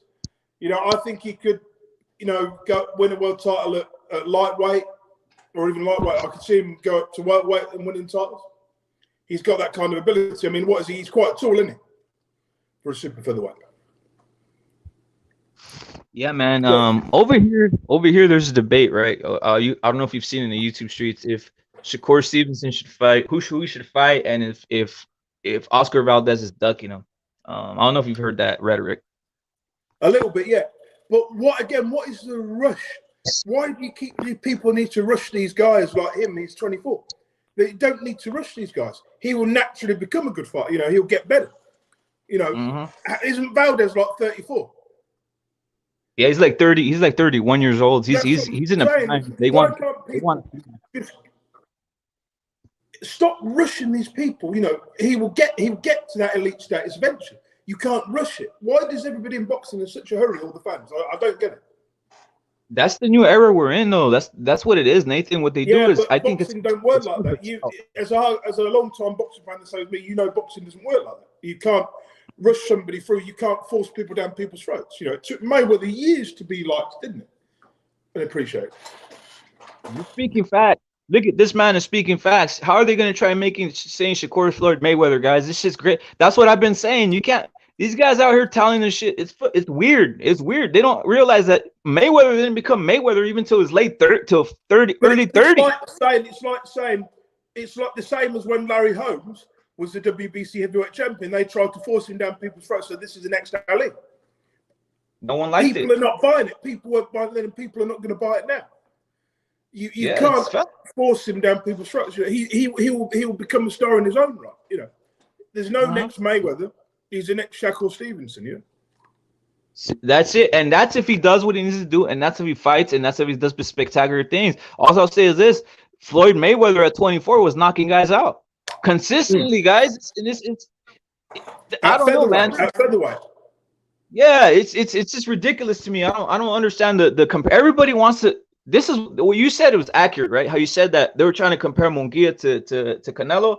Everybody, they always try comparing guys. It's ridiculous. Like Shakur Stevenson isn't Mayweather. Devin Haney isn't Mayweather. None of these guys are Mayweather, and they're not going to beat Mayweather. Matter of fact, they might even live up to beat Zab Judah. And we're right here, and you're right here talking about Mayweather, guys. And I'm not talking about anybody. Zab Judah was. We all know about him. I'm not going to go into too much detail. He was what he was, you know. Yeah, let it run. I don't care. Say what you say about Zab Judah. I don't care. I'm fighter, but he had trouble out the ring, didn't he? He had a lot of legal shit out the ring. You know, the last I heard, he's a fucking nurse. You know, he blowing all his money, hasn't he? Yeah, man. I mean, that's what happens. This is what happens in those eras, man. They people, what they do is they go buy what they do with the first check is they say, here, all right, I got my check, and what I'm gonna go do is I'm gonna buy a $250,000 chain. Like, come on, you know what I'm saying? Like that shit. Like guys need to learn how to invest, and that's what there isn't in boxing. In boxing, there isn't like there's no courses, there's no like commit, there's nobody. There's you've got people in boxing that come from poor backgrounds who come. That's true. Like Diamond saying, Herring gave us a championship tier energy. This bout transfer gave us, and then he basically gave us 10 times more effort than Herring that night, and also 10. Yeah, man. 0 championship effort is what Diamond's saying. Yeah, you're right. That wasn't even. Did you see that fight with Shakur Stevenson versus Herring? By the way, Nathan.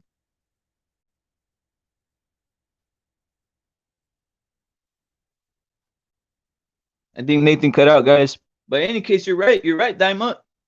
That's what I say. I don't like. You can't beat a guy who you can't beat a guy. Obviously, I know Shakur has some talent, right? I'm not out here shitting on the man's ability, but you cannot beat a guy who now has 3 losses and then claim you're the pound for pound king. That's why I went in on Emmanuel Navarrete, who has 9 title defenses, and no one brings him up as a pound for pound guy, right? Why don't they bring up Emmanuel Navarrete? The man is 25, 26 years old, still a young man, and has 9 title defenses. Who else is doing that? Name someone else with 9 title defenses, guys. Consecutively, right? It's insane. And still he's not on the pound for pound list. So it's just wild to me. Obviously Nathan has left the building. Salute to Nathan for coming through with this knowledge from across the pond. So what I like about boxing, you get everybody's opinion from various parts of the world, and you can find out what they think, right? Obviously we're finding out something else. There's consensus worldwide from what I've seen, just in the analytics I'm doing of people from around the world that have come on this channel, or even in chats and shit like that, right? The analytics and the people are starting to say that there's high probability Canelo's gonna knock him out. No one really believes all this mythological shit about Caleb Plant, right? Also, I'm starting to see the fact that nobody really believes that Caleb Plant is natural. I think this is the mainstream is the only one. I like precise fight film analysis of the fight. Facts. The only one protecting Caleb Plant from these PED questions is PBC and the mainstream corporate media, guys. But like I said, they did go in on Canelo, right? Every interview I see, they ask him, what happened with the clenbuterol? Why are you asking Canelo about the clenbuterol? Are you not smart enough to go look it up and know that in Mexican meat they put clenbuterol and that it's a problem around Mexico? No, you have to go and ask the guy like you're an idiot. Go do your research. You're a journalist. Do your research instead of asking Canelo shit, guys. Yeah, the UK fan base, and you know what? Salute to the UK fan base because they get a lot of they've endured a lot of like what's that word called? A lot of letdown, right? A lot of letdown. Sometimes it's hard to be a fan of somebody or some fighter. I've always wondered how that happens, right? When you constantly get let down by a fighter or by guys who represent your nation, and I'm surprised that no one submits, right? I'm surprised you're like, I'm done with this. I'm done getting tortured. Against PBC fighter, against PBC fighters, expect no heart from challenger or the fighter that is not promoted. Exactly. uh, the PBC, the whole PBC thing is funny too, right? Like I used to like PBC, right? Until I started seeing the politics. The politics started overcoming everything in PBC, and mainly politics of not creating the fights we want, right? Why did we have to wait for Canelo to fight Plant when I wanted to see David Benavidez versus Plant? We could have seen other fights versus Plant in that promotion, right? I mean, Charlo, he could have moved up and fought Plant. That would have been a super fight years ago, right? But they tend to keep characters. PBC, what they do is they tend to keep characters as characters, meaning they tend to keep a cast of characters for you to come back and see the show. So Charlo, you're going to keep him undefeated, and you're not going to fight him with another character who's the start of your promotion, right? You're not going to fight him with Caleb Plant because that's taking a character from your show, right? Same thing with David Benavidez. You're not going to fight You're not going to put these guys in with David Benavidez because you're letting the man eat up your characters, letting them beat your characters. That's what people tune in for. They tune in for every character, right? People turn in for Charlos. They tune in for Plant. They tune in for David Benavidez. Now, if they all eat each other, you're not going to have all those characters, right? Let me get Nathan back in. Hello. Let me just put some Back in the headphones street. on so I can hear you. Give me a second. No problem. I'm gonna read why are main event tune-ups for PBC? Don't remember the last tune-up for Canelo that was not forced. Exactly. And the thing is, right, Canelo is gonna end up fighting a vicious, like his thing about this. I'm assuming he's beating Plant, right? I mean, it's not like rocket science, right? All the fights he's gonna have. Fight another Yildirim. I don't want to see him fight another shit guy like that. You know that we don't need to see that again. Well, let me tell you something though, Nathan. This is crazy, right? Look, this is crazy right here, right? After this fight, literally the only thing he has left is a murderer's row. I don't know how anybody would get through a murderer's row of anything, right? Because you either have better BF, you got David Benavidez, you got what's this man's name? The man from Ukraine. What's his name? He's not from Ukraine. Bivol. You got Bivol. You got Bivol. You got a murderous cast of characters. That's insane. It's insanity. Like I've never seen any type of fighter in the modern era just freaking keep on going through a murderous cast of characters. I mean, shit, man. You just took three. Basically, Callum Smith was undefeated. Billy Joe Saunders was undefeated. This man Caleb Plant is undefeated. This is insanity. Like, at what point? Like shit, man. Can a man be? Have you noticed Canelo only ever beats British fighters a lot of the time? Well, those are the ones with the belt at this point, right? Like, you know what? When I look at his record, he's a fantastic fighter. But when I see all the names on it that are all British, I laugh. I say that British fighters should stay away from Mexicans altogether. You know. Well, it's different styles. Styles make fights, right? Styles make fights. But the thing is, some of these fighters, especially like Callum Smith, had a totally different style than Billy Joe. But Callum Smith never fought like a big man. He never used his size. In that kind of, I didn't see him once use his size. He just let Canelo hit him in the head, and he did nothing about it. I'm like, what are you doing? I'll say this, right? Callum Smith at 175, like I said earlier, he's a different animal. Yeah. He is no joke, man. He is no joke, and hell, I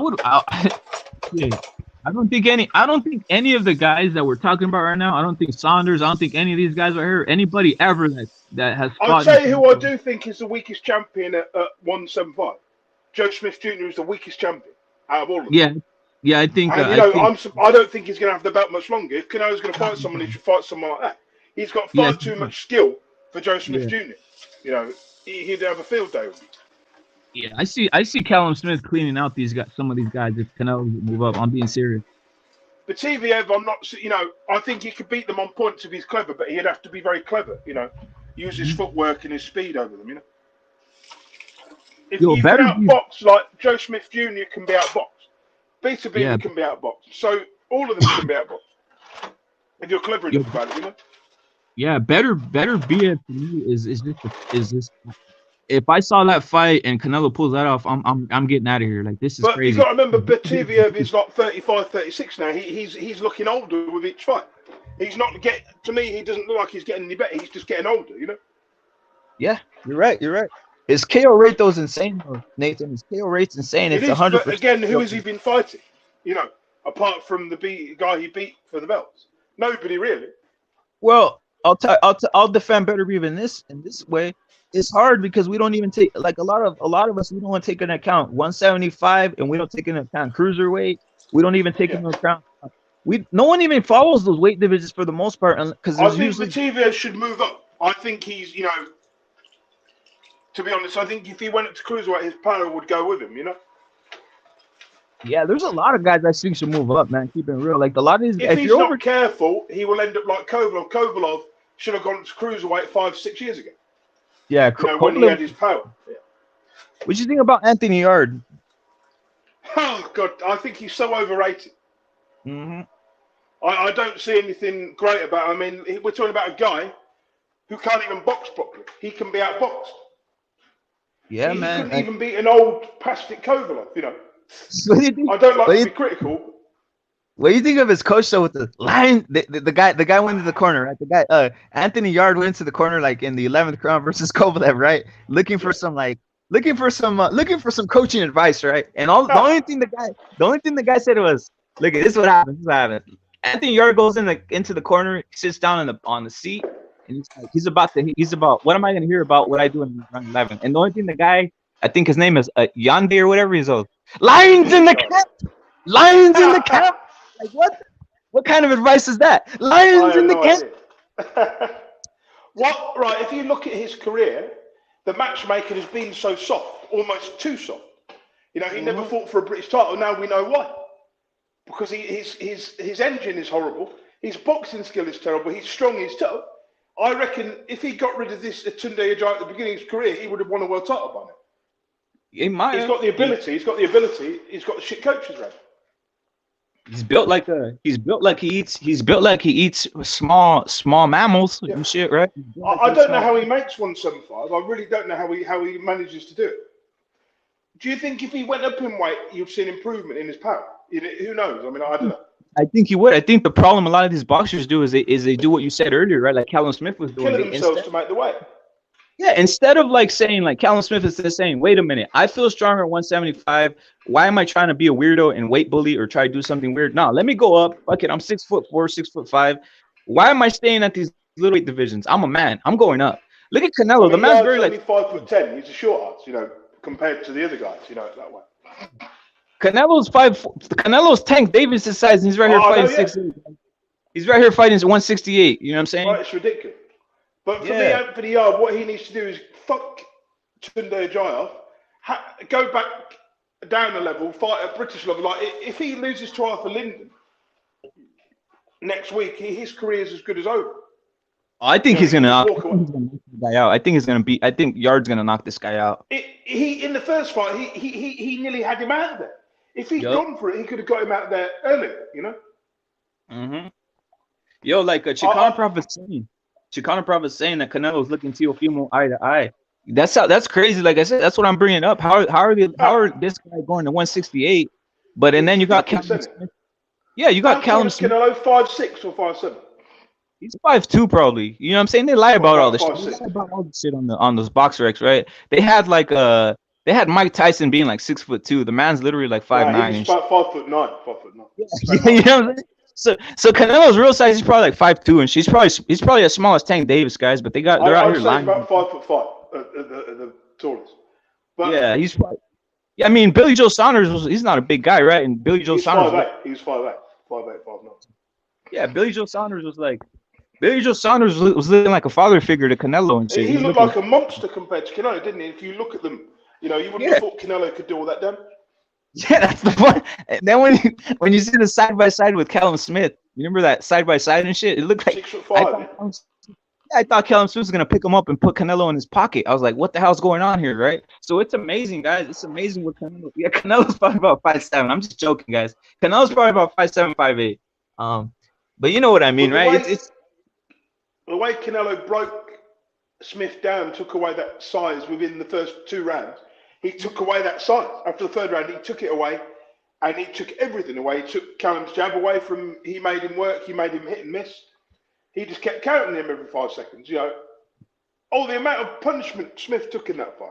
Jesus, any corner would have thrown in the towel, right? Yeah, you know, any corner would have thrown in the towel. I don't know if you're familiar with some this is a thing called.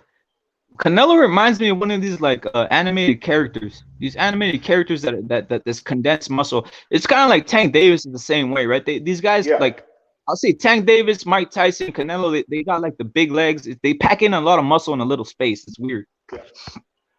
Gervonta Davis, for me, I've heard so many people critical of this man. So many people underestimate this guy. Don't give him the credit he deserves. You know. Is he a 3-time champion or a 4-weight champion? I think he's a 3-weight champion, isn't it? It's because he has. I think it's because he has autism. I think it's because Tank has autism, and people don't know what. Is that true? Is it? He actually has autism. I think he does have autism, to be honest, because he has this weird. He might be on the spectrum, right? Because I don't even think he knows where he's at sometimes. I think he just thinks like I think they just pull up. I'm not even joking around. I think they just get Tank. They take him to training camp. He starts throwing punches, and he's like, "Hey, am I doing good?" He throws punches, right? And then they bring him back to the car. They bring him back into the car. They put him in a sauna suit, and then they just drop his ass. They just drop his ass down in the fight, and he goes. You make it sound like he's a robot, and they say, "I'm Tank Davis, I'm Mr. Roboto." Yeah, I guess. What's that movie? What's that movie with Dustin Hoffman, the guy who counts cards? Rain Man. Yeah, the Rain Man. Tank is the Rain Man of boxing. They just like take him, and he's like a. That's why if you guys remember versus Barrios, guys, with versus Barrios, it took Floyd going to the side of the ring and to give him a ticking off. What did Mayweather say again in the corner? So I can't remember. He sent him a sign. He sent like a secret sign. He did like a salute, and then Tank, obviously, since he has autism, he understood the salute. He's like, "Oh, that means," he said, "Dada's telling me to knock him out," and he just went and started knocking him the fuck out. So it's just weird, man. The best speech I ever heard from a boxing coach was Teddy Atlas and Jimmy Bradley. We're fucking firemen, and we're gonna put out this fucking fire. I remember that. Was that Bradley? That was Tim Bradley, right? I can't remember what he said. Let me look. What did he actually say? I can't even remember what he said. He said he starts going. Do you think Teddy Atlas is more of a showman? He knows the cameras on him and he's saying all this shit. Yeah, I think he does it just, he's an experienced coach, and he's been around the block, Working in Custom Matters gym, I guess it helped. Yeah, he loves the camera. He loves the camera, right? He loves the camera. Could you imagine a conversation like do you remember when he used to be in the corner for Povetkin's fights? I'm not thinking, just this Povetkin thing is just man crazy. I remember that. He told him, he started telling Povetkin, I'm not even sure. The crazy thing is, I'm not even sure Povetkin understood English. So Povetkin's just shaking his head while Teddy Atlas is going, "Do this for your father. Do this for your country. Your dad loves you. Your dad's in the grit." And I was like, well, come on, bro. Like, you really saying this in round 2? Like, say it in. But it's the same thing when Emmanuel Stewart, do you remember, I think he was fighting Eddie Chambers, who was fighting Vladimir Klitschko. And he said, "What the fuck are you doing? Why is this man still? Fucking get him out of there, motherfucker!" And he was about to look like he's about to fucking smack him. And Vladimir's like in the corner saying, "Yeah." Yo, like Johnny Blaze is saying, Tank has gotten regular WBA belts where Teofimo and Josh Taylor have won WBA Super and all the belts. So that's how can he be called a champ? I know what you mean. It's still a world title, isn't it? Whether we like it or not. Yeah, that's what I contend. Yeah, I'm with Johnny Blaze, but it's what it is. Johnny Blaze. Tank is saying all this shit. It's promotion at this point. Like, these baby belts, we obviously don't respect them. But like Nathan said earlier, maybe what's his name should get a baby belt. Who'd you say should get a baby? Tank Davis would beat Josh Taylor? Nah, I rate Josh Taylor. Right? I rate Josh Taylor, man. You don't rate them. You don't rate Josh Taylor. So I do. But Davis has the WBA regular version of the belt, don't he? The lightweight belt, I believe, or the 140 belt. Yeah, Josh Taylor's undisputed though. Like, he's undisputed, man. We gotta give him his props.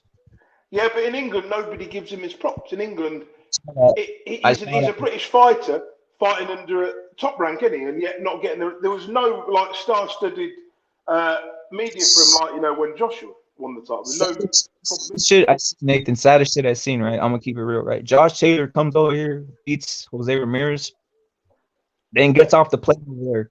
He gets off the plane over there, and literally no one's right there cheering him on. I mean, because if he was English, I think people would get behind him because he's Scottish. That's probably why. Crazy. That's crazy, man. And I'm gonna compare it to this. Burchell. Remember Burchell got knocked out by Valdez? Yeah. When he came back to the airport in Mexico, he had literally like a parade. But we have to be honest. Ricky Hatton, right, was a very popular champion. Josh Taylor would obviously beat Ricky Hatton. But what I'm trying to say is that Josh Taylor hasn't beaten an all-time great like Acosta Zoo, has he? This is the problem. You know, he won those belts in such a short space of time. Who did he beat apart from Progress that was really, really a top fighter? You know, apart from that, nobody. Ramirez beat a guy called Maurice Hooker, who was just an average champion. Well, I give credit. I give credit to Josh Taylor. I think Progress is pretty tough, and I also think Ramirez was pretty tough. Although he got punked by Josh Taylor punked him. But if we're questioning him, maybe that's why he's going to 147. That's why he wants to go to 147 to stop all speculativeness and wants to take the championship there, and people respect his championship, right? His championship ability. Chicano Prophet saying if everybody mimicked how Tank picked opponents, we would never see the best fights. The worst thing that could happen to boxing. Yeah, it's what it is, Chicano Prophet. We know that. Everybody knows that a lot of the fights that Tank is taking are either to his advantage or to the promotion's advantage, right? I think Josh Taylor would fucking knock out Tank Davis. Maybe I'm too much. Maybe I'm giving Josh Taylor too much credit. What do you think, Nathan? What do you think? You think Josh Taylor would knock out Tank Davis? You sound like a robot now. I can't even hear you properly. You sound like a robot. My bad. Can you hear me now?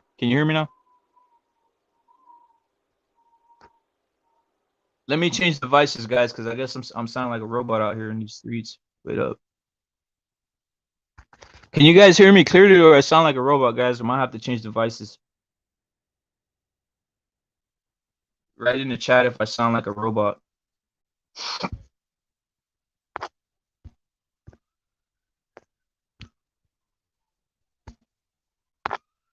Hit me up in the chat, guys, if I sound like a robot, so I could change devices and shit like that real quick.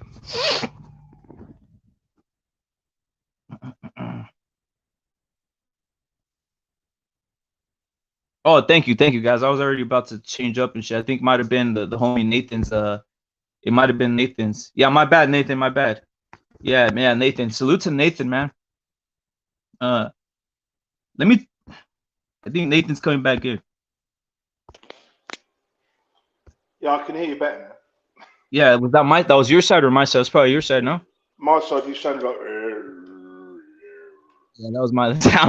I don't know what it is, man. Sometimes shit like that happens with these streams, man. What time you guys got over there? What time you guys rocking over there on that side of the pond? Well, it's 10 to 2 in the morning, mate. I'm sat here at work at the minute. So. Oh yeah, man. You guys have live events over there yet or no? You guys have live? Yeah, we do. Yeah. They've got fans are all in now. Yeah, man, that's good. That shit is this whole thing messed up the world. We'll probably have another lockdown for Christmas, I think. Are you serious? You're gonna have another lockdown? I think we're gonna have another lockdown. But don't you guys already have? Don't you guys already have like all the protocols and the vaccines? Yeah, but I know. Whereabouts are you from? Are you New York or something? California. Right. So in California, my mate lives in Las Vegas, right? He said that everything in Vegas is open, as it was 2 or 3 years ago. Yep. Is it all open where you are now? Well, most of the state is open. I mean, United States is open in general, but some states are even more open where they don't really care about what you take or if you have to take certain standards. In England, we've been taking it more seriously than you guys. A lot more seriously than you guys, you know, from what I hear from other American friends. They're saying that it's like pretty lax, you know. Yeah, it's true. It's because over here it's a state by state basis, usually even county by county. County is like a municipality over here. So it's basically, to be honest, you could fit the UK probably in California about 30 or 40 times. Yeah, that's or probably 20, more like 15 times. 15, 20 times. The best thing, the shittiest thing is the lockdowns, though, man, because it does mess up boxing. It messes up shit, right? I don't know what the health complications is over there right now, but the boxing, I mean, it helps people out because at least they get to change their outlook on life. They could be, what do you call it? What's the word? they get A a better mind. moment. Yeah, that right. So that's what it is. But Look, boxing, I've never done MMA or anything myself. I've done a little bit of martial arts, but not to a high level. But what I yeah. understand, boxers are a special breed of people, right? Only the Mm-hmm. toughest survive, right? So if you're an Yep. average guy, that's why someone like me's not doing boxing. Yo, No, I wait. love So to watch it. you brought up something super interesting now that you bring it up, right? About the lockdowns. So how are they Yeah. gonna think about having any type of major event with like a Joshua or any of these guys They just have it. in They'll just have it. They'll have a few selected fans there, and then they'll like when Joshua fought Pulev, there was only about I think 500 fans there, but these were like shit? high-ranking people, celebrities that were allowed. So the general public, like me or you, weren't allowed to go and watch it. You know, it was only like the politicians, the famous people who know nothing about boxing. Just the elites and shit. Just the elites. That constant scumbaggery, right? When I look at boxing, like, because obviously in the last 10 years it's got more popular, I remember like 2008, 2009, nobody gave a shit about boxing in the UK. Mm-hmm. You know, it was a niche sport back then. So Yup. now everybody's like, I was sitting in the pub the other day and some guy was telling me Joshua is finished, and he's done. I looked at this Nah. guy and then thinking in my head, you fucking idiot, go away. You know, you don't know boxing, you don't know what you're talking about, go away. It's the One heavyweight loss, division. yeah, anything can fucking happen. Yeah, people might look. This is the thing about the heavyweight division, right? You can have history has shown that you can have multiple losses and still come back. Obviously, George Foreman came back. Like literally, the man's still young. Yeah, Also, exactly. Frank I saw, Bruno. Have you heard of a heavyweight called Mike Weaver? haven't heard of him. Where's is he from? That is he from the UK? No, he's an American guy. In about '85, because the WBA heavyweight belt was passed around like a hot potato. Mike Weaver Mm-hmm. had something like 7 or 8 losses, and then won the title. He was like a probably Derek Chisora sort of level, Mm-hmm. and managed to Yeah, win the title. yeah, that happens. That happens. It's like Hasim Rahman, Chris Look, Bird. Charles Martin, the luckiest world champion in the history of boxing. Yep, yep. The heavyweight division, you can't write guys off. But this is one of the deepest, like you said earlier, this is one of the deepest eras where there's multiple, like the top But 10. do you remember? Do you remember when Chris Bird was the IBF champion, Ruiz was the WBA, and then the IBF champion? The WBA champion was Shannon Briggs, and then you had the WBC champion was Hazem Rahman. When we had, do you remember this week period? Terrible period of boxing. Yeah, yeah. That and was that the time when that was about the same time when Roy Jones said, "Fuck it, it's so weak, I'm gonna come over here, take some steroids and That was a little bit before 2003 when he Yeah, fought. We're talking about a lot So of heavyweight coming up and fighting John Ruiz. yeah. So Reese he recaptured the title after that. Yeah, he beat to win the title back. I'm trying to think who he beat. Yeah, that's crazy. I thought Hazem Rahman, yeah, he beat to win the title. Yeah, second time. That's crazy. That's crazy, man. I had totally forgotten about that part. We have to be thankful where we are now, and you've got guys who are like heavyweights, like Chris Bird being the world champion. You know, he had that belt for 4 years, defended it 4 times in 4 years against nobody. One of his defenses was against Ray Austin and Andrew Gallotta. He even managed to get a draw with an ancient Andrew Gallotta. Yo, that era was very weak. Was that was the tail end of David Tua's era too, right? That was like 2000 and 2000 and about 2005. So between 2002 to 2006 to when Klitschko won the title, the division was very weak.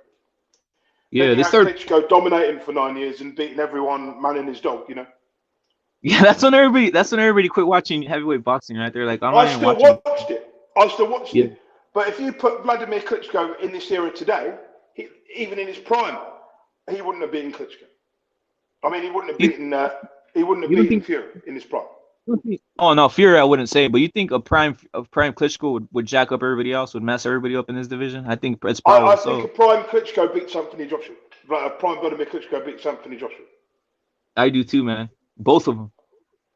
Yeah. Both Klitschko. I don't think he beats Wilder. I'd have to see that, Prime man. Wilder. Klitschko doesn't beat Wilder. Where do you wait? Where do you rate Wilder in regards to have you just run heavyweights right now, or we'll just rank the top 4? How do you rate them? Fury number 1,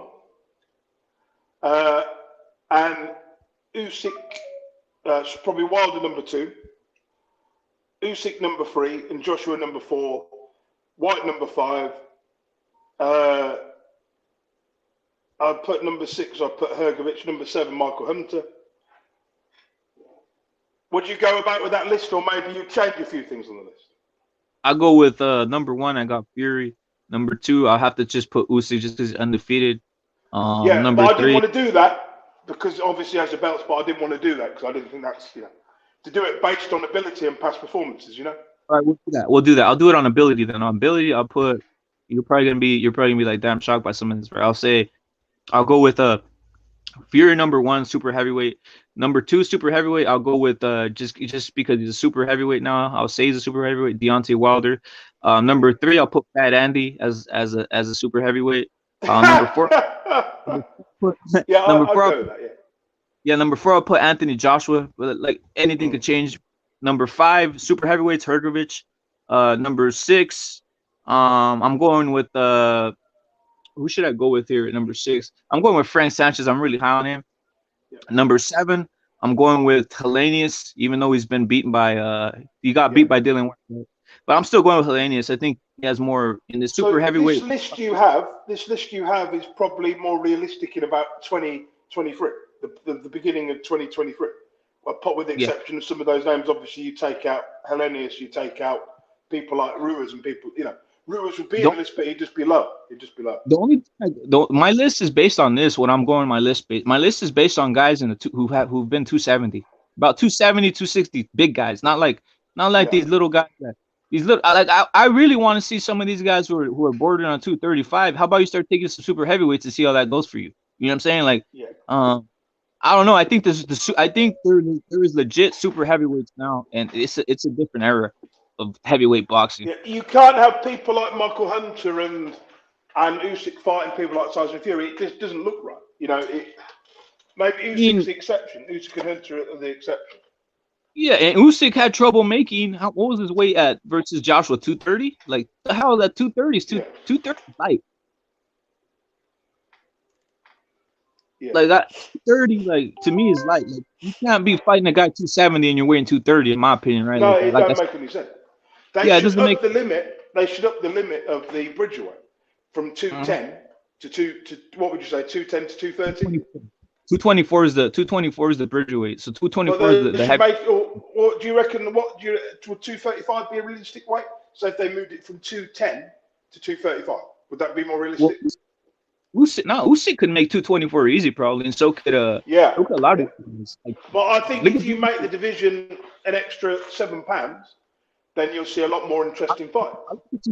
I like the 224 because what it does is it makes guys that go into the division, they're not gonna look fat and sloppy. They're gonna look like they're supposed to look, right? Like I think Povetkin would have been a great bridgerweight because obviously you saw him in his prime. Yeah, in his last fight, Povetkin had double D boobs. He had double D boobs. He had coronavirus, and he was hanging all over. Who would have been great in this bridgerweight? David Haye would have been perfect for that division. Small guy. He was Mike never Tyson. Really a heavyweight, was he? He was never really a heavyweight, really. David Haye. Oh, sacrilegious shit right here. But yeah, Mike Tyson, even when he was fighting, most of the time he weighed 225, what was it, 210 or 215 when he fought? 215 in his prime. Sometimes, so it's like what Mike Tyson did was crazy because he was going against super heavyweights and shit. So it's wild, man. So did he weigh in his prime? Mike Tyson, I forget what he weighed in his prime. About 217. So really, he could have got down to cruiserweight, couldn't he, if he'd really wanted to? But his frame was too big for that, probably, just about too big. I think his frame, probably the lowest he could get was 200 without looking like Anna. Well, the problem was. Didn't they change the limit of the cruiserweight limit to £200 about 5 or 6 years ago? They changed the limit of it, yeah. And we gotta realize the era too that Tyson came from. Tyson came from an era where you wanted to challenge yourself to be a heavyweight. You weren't gonna play around and be like, all right, I'm gonna go down the cruise. No, he beat big guys like James Crusher Smith, Mitch Green, Tony Tucker. He beat some massive guys. He was 6'6", 6'7", not small guys, 240 pounds. That's why I have beef with this era in a sense. Like I see guys who are 6'4", 6'5", trying to say I want to get down to 160. Like your whole outlook on life should be if I'm 6'5", Right, you 6'4". put Mike Tyson in this era, he cleans up the Bridgerweight division. He cleans Easy. out most of the top 20 of the heavyweights, with the exception of Wilder and Fury. I got him cleaning. I gotta say though, I got him cleaning out Wilder. I got him cleaning out Wilder because of the method of which he closed down the method of Tyson closed down the distance. Right. I'm not sure if he let Wilder rear back and do that 1-2 that he does on people. I don't think Tyson would stay that distance. You imagine Mike Tyson fighting Anthony Joshua? My God. Oh. He wanted to do it. He wanted to do it. About if he took Mike Tyson in the time machine and got the 20-year-old version, he destroys Anthony Joshua in about 4 rounds, in my opinion.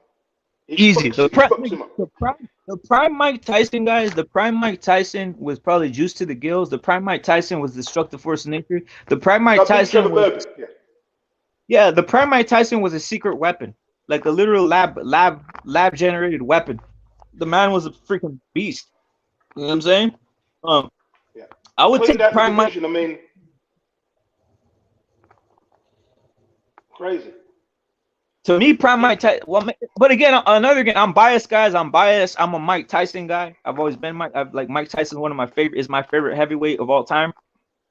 So I'm calling out his bias. I'm biased as hell with that. If I'll give you another thing. So if Ali was fighting today, what did he used to weigh in his fights? What, 205 pounds, or was it less than that? He used to weigh for his Ali.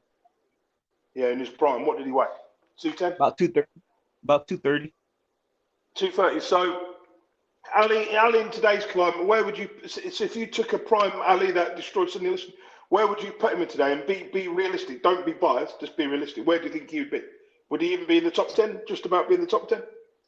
Yeah, he'd be in. I'd give him the top 10. I'd give him an. I'd actually think he'd do well. I'd have to see him with the super heavyweight. The super heavyweight would be like a Mike, He beats the Dillian Whites of this world. He beats the Dillian Whites and the Andy Ruizes. But I'm not sure he beats Tyson Fury. Tyson Fury's too big.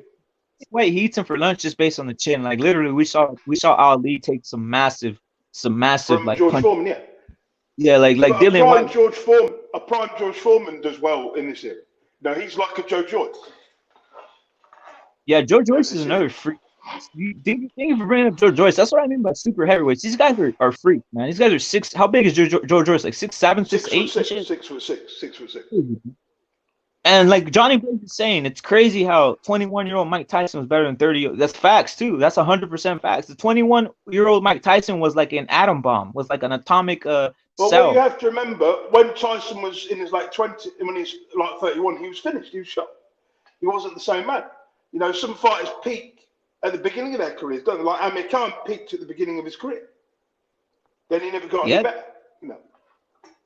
Yeah, he started like Amir Khan started looking weird after his early career. He was fast. He was with fastest hands and all this other shit, right? And then all of a sudden he fell off.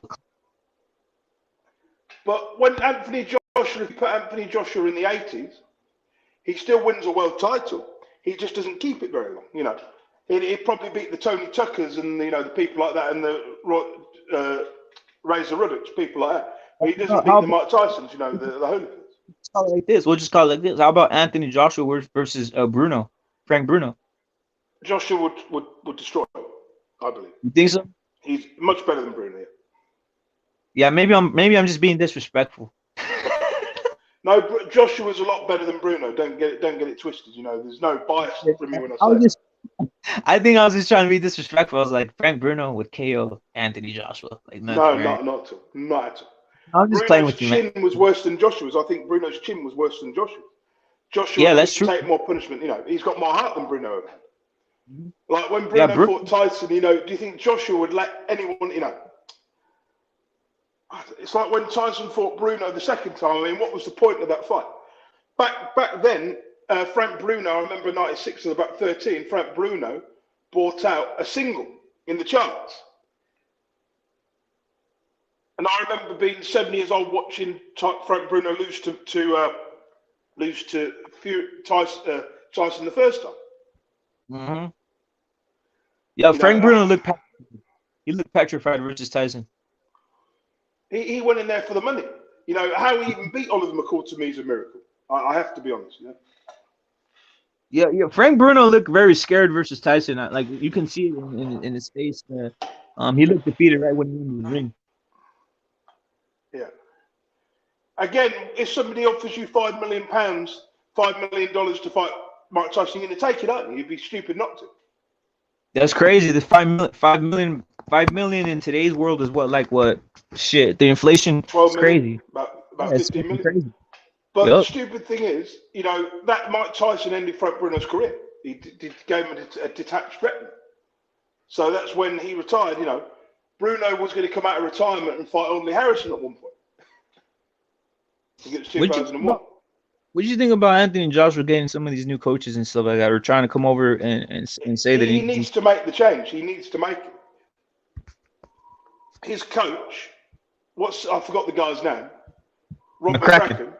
Rob McCracken changed the amateurs, the elite amateurs. You know, like the GB elite squad. Joshua needs a new coach. You know, he needs someone like an Emmanuel Stewart, or a Sugar Hill would be a perfect coach for him. You know. Yeah, I think he seemed kind of triggered by Tyson Fury saying that Tyson Fury would train him. Yeah, but he would. But the stupid thing with Joshua, did you see his interview with on IFL TV the other day? It was an hour-long interview. That was a great interview, brother. I saw it. A lot of people. Yeah. By the way, guys, check out IFL TV for the interview. You guys are gonna be surprised with all the shit that Joshua says. He brings a lot of insight into himself, and he basically snitches on himself in a lot of things, right? In a sense, by expressing himself. All he has to do, you know, he's not a guy that likes to take advice. I can see he doesn't like it when people criticize him. If you're a champion, you have to take criticism. You have to take it. You don't have to listen to it. But you know, Frank Bruno never complained about it. Lennox Lewis never complained about it. You know, Joshua is no Lennox Lewis. Let's not lie about it, you know.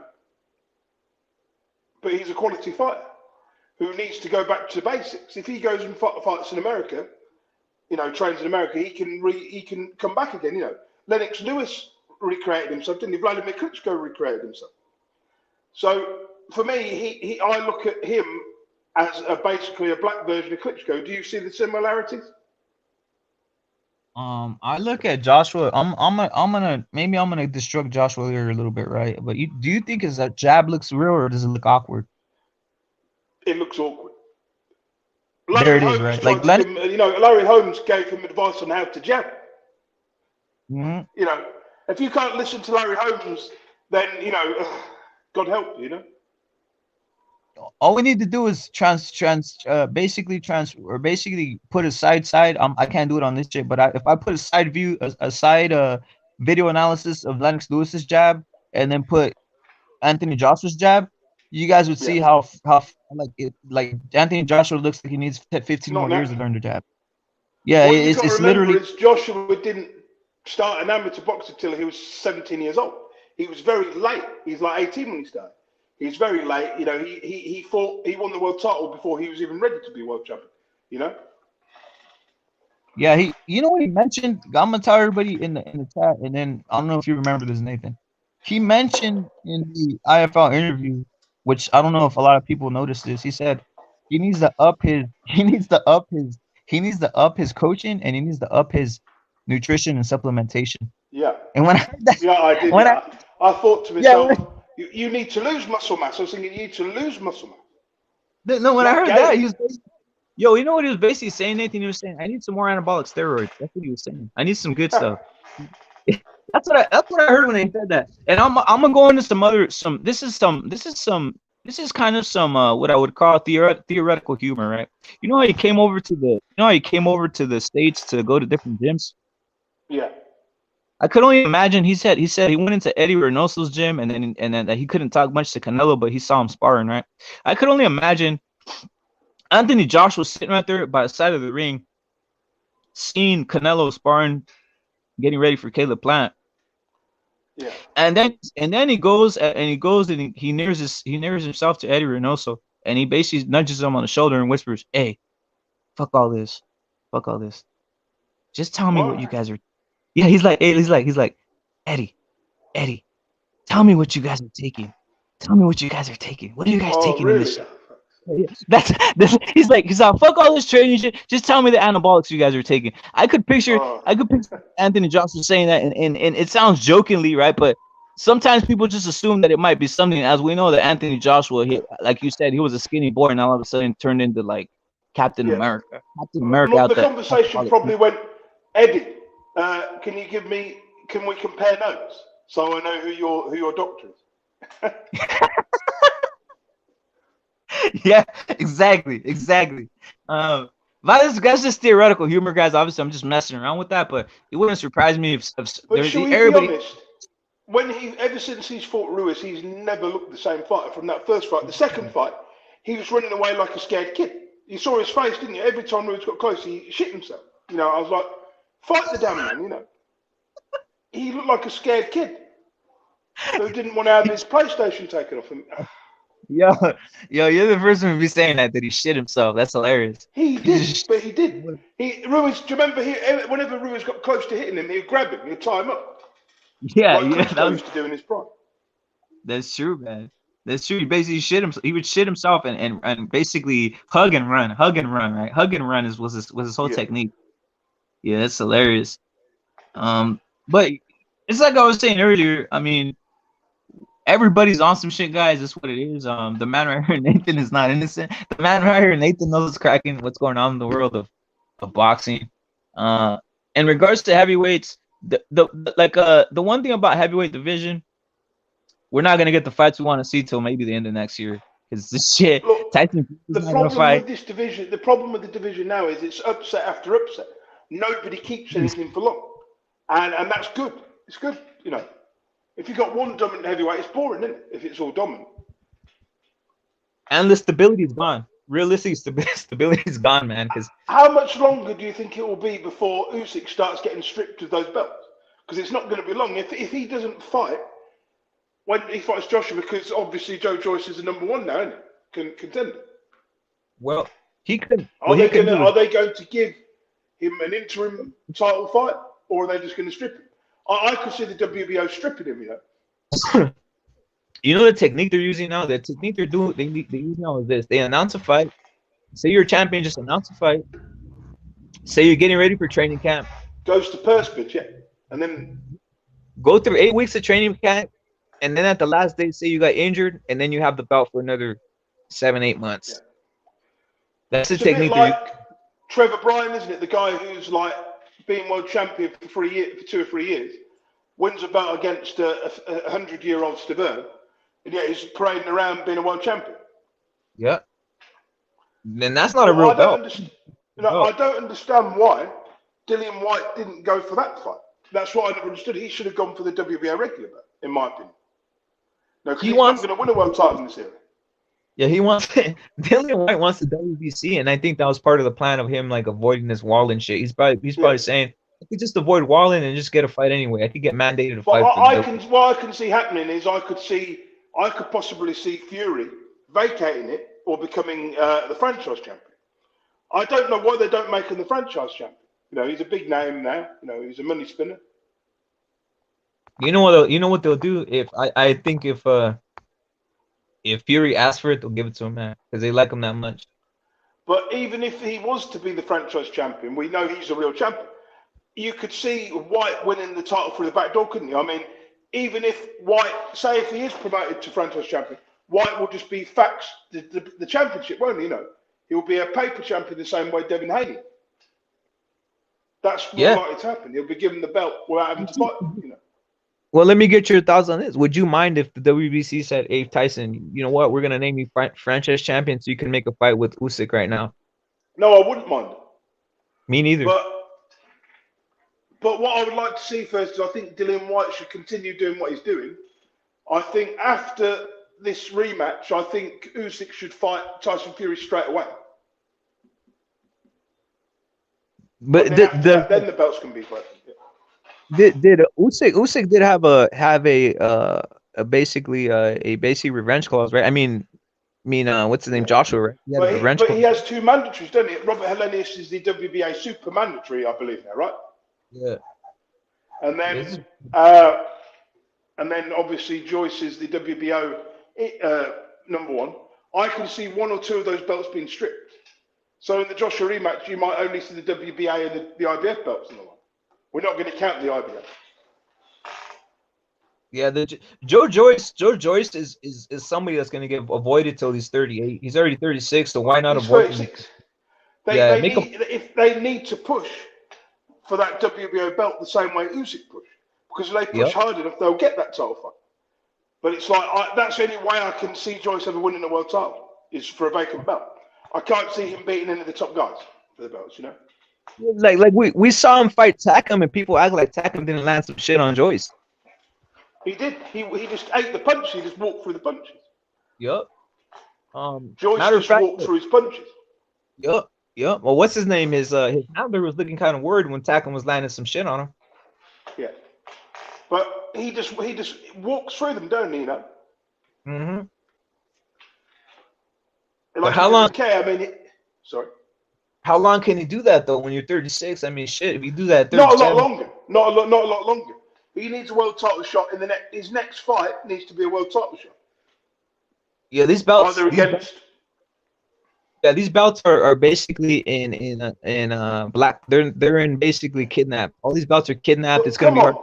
But let's look at it this way: the WBC and the IBF and the WBA had no problem stripping Lennox Lewis. So what makes you think they're not going to have a problem stripping Usyk? I think Usyk is more a publicity guy though.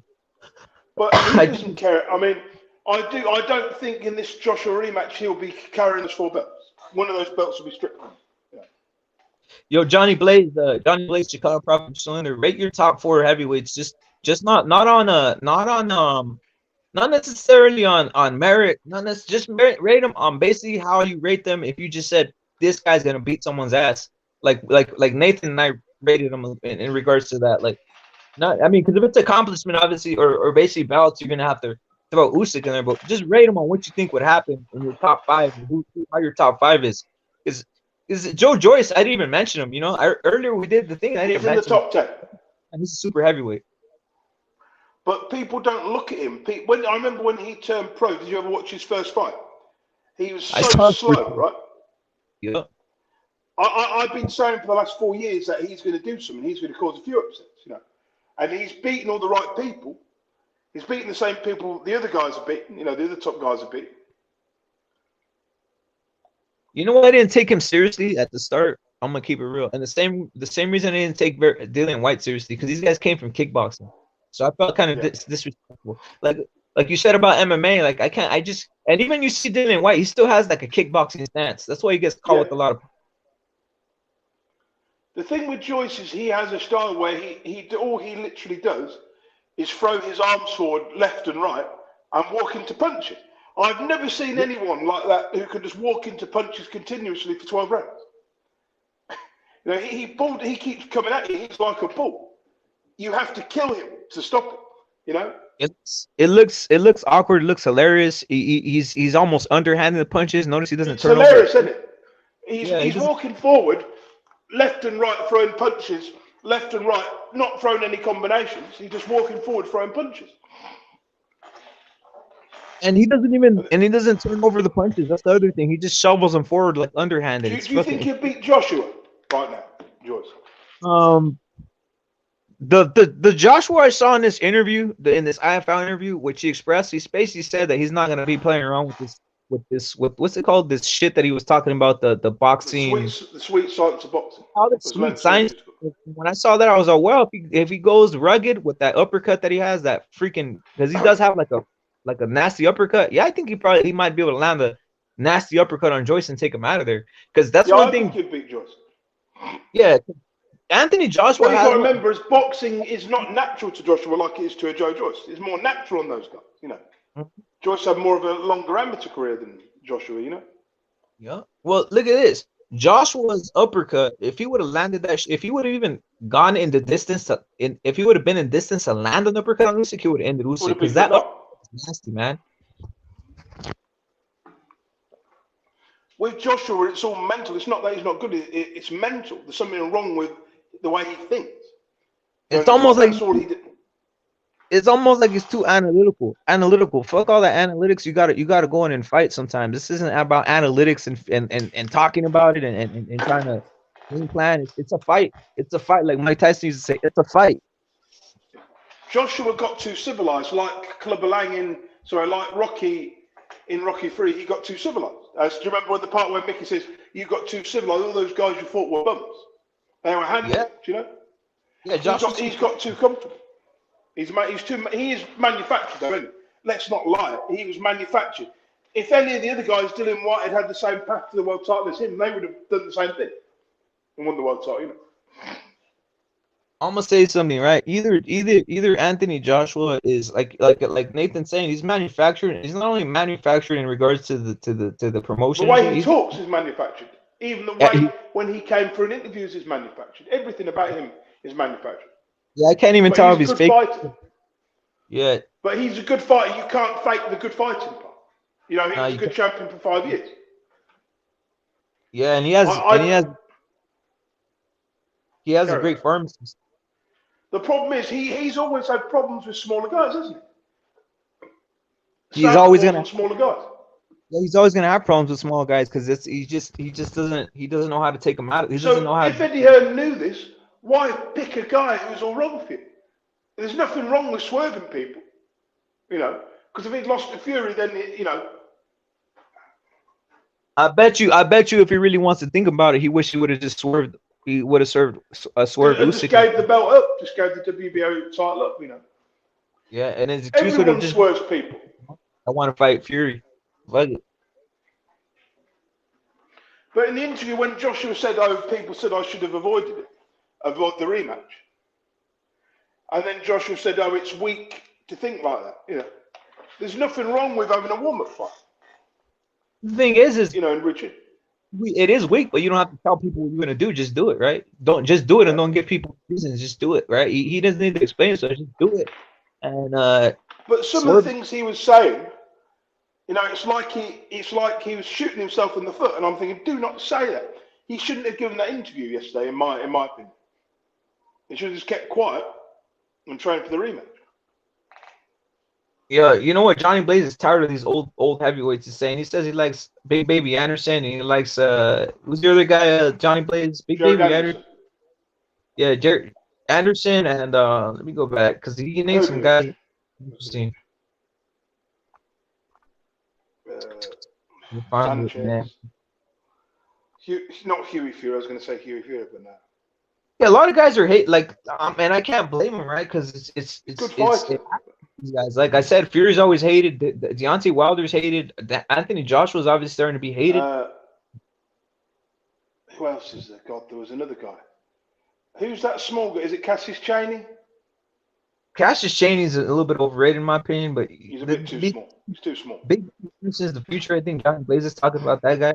A lot of guys are up on him. I think he's only Frank Sanchez too. Frank Sanchez, another guy, but I think people are, you know what they're sick of? I think they're sick of the guys right here, like Anthony Joshua with like you say, they feel fabricated, and then Tyson Fury, there's obviously hate. There's always hate for Tyson Fury. Look, I don't know why. We've got people like Sanchez. We've even got Jean, you know, Jean Love, Makhmud, you know, Makhmudov or whatever his name is. All these guys coming out of the Eastern Bloc. These guys are the guys that will be the next people. So we're at the phase now where the Joshuas and all these guys have probably got 2 or 3 years left at the highest level. Then you'll see in the next 2 or 3 years, you'll start to see the Sanchez's and the Ajagbis take over, you know, these kind of guys. Yo, I think they rate Sanchez higher than Andy and Canelo's gym because they've had Sanchez since before champions. Look, I don't think Sanchez is as good as Hergovich. I have to be honest. You know, he's good. Hergovich is a beast. I think Ajagba was overrated, wasn't he? I mean, he got knocked on his ass by a cruiserweight, by Kaladze, you know. I'm gonna tell you something about Ajagba, right? Frank Sanchez literally was out here saying this. He says it in Spanish, obviously, so a lot of people weren't catching up to this. But in Spanish, he had various interviews where he said, "This guy's Ajagba is like a walk in the park. He's easy. This is gonna be easy for me. He doesn't have anything. He doesn't know how to box, and he proved it, right?" So he was saying it like. And this man's not a shit talker. He was saying it like in calculated form. He was saying this was going to happen, and he did. But I've suspected it for the last 3 or 4 years that Ajagba was a hype guy. He only had punch, you know, he got found out. I mean, he got exposed years ago, didn't he? You know, about 2 or 3 years ago.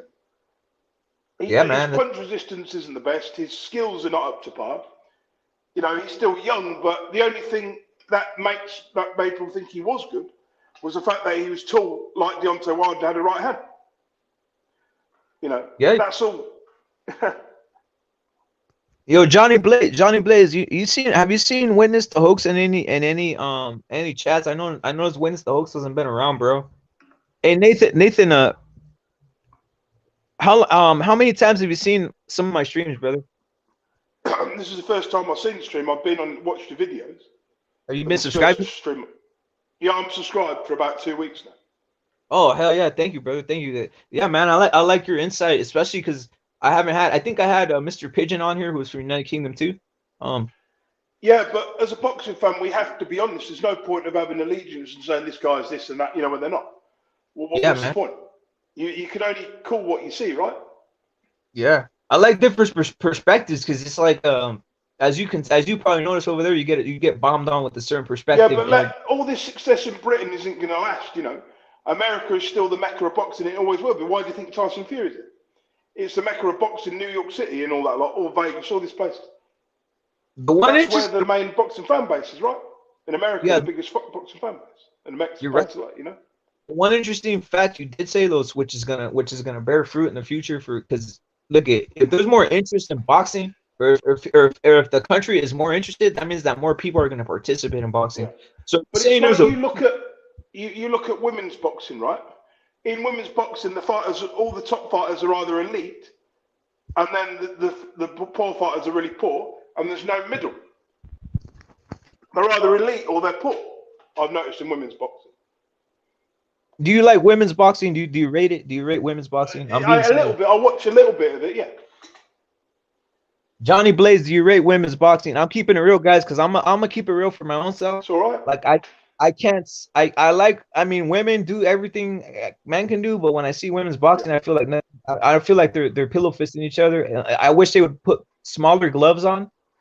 Literally almost no glove. If they had literally no glove, then it'd be more exciting because they'd really do damage, right? But I feel like in the women's division, right? In the heavyweight division, there's only one champion out of all the 4 belts. In the light heavyweight division, there's only 2 champions. So the heavyweight division, I saw a heavyweight women's fight for the world title. It was awful. Yeah, do you even feel? I'm just keeping it real again. I'm not politically correct about this. Like, obviously, I respect everybody. I respect women for what they do. But in boxing, like I don't know, like it feels like I'm looking at pillow fists. It feels like no one's gonna get knocked out. I feel like I need to. I mean, they do their damage, but the women's boxing is a lot slower. You know, you've got people holding belts who shouldn't be, who if they were male wouldn't even win an NABF title or a regional continental belt. You know. Well, it's like recently we had a British fighter by the name of Shannon Courtenay. I don't know if you've heard of it, Courtenay. She was the WBA champion, right? 27-year-old. She lost to a 36-year-old American champion. I had 5 losses in record, and she won the belt when she was champion, right? She beat a girl who wouldn't even win a British title if she was a male. That's how low the standard is. Well, I'm gonna drop some knowledge on him. Johnny Blaze is saying he only likes Ebony Bridges, and you know why? She's got big tits. yeah. So I'm gonna drop some knowledge on you guys. Over here, there's a story. You know how the U.S. national soccer team is always ranked as the top. They always win a lot of Olympic World Cups. And the women. Yeah, World Cups. The World Cup team from like the one that won the World Cup about 4 years ago or some shit like that. They had scrimmages, right? And they had a scrimmage. Keep in mind, guys, the women's World Cup team. It was a champion. It's full of the elite people, right? So they went and did a scrimmage with under 15-year-old Houston Dynamos, and the under 15-year-old Houston Dynamos beat the damn championship world. The men's team, the boys. Yeah, the men under 15, the boys. I'll say boys under 15 Houston Dynamo team beat the women's Olympic World Cup champion team. They beat them like 5-2, guys. So that's embarrassing. That's embarrassing. It's embarrassing, and it tells me I wonder if a 12-year-old boxer would probably beat up some of these women.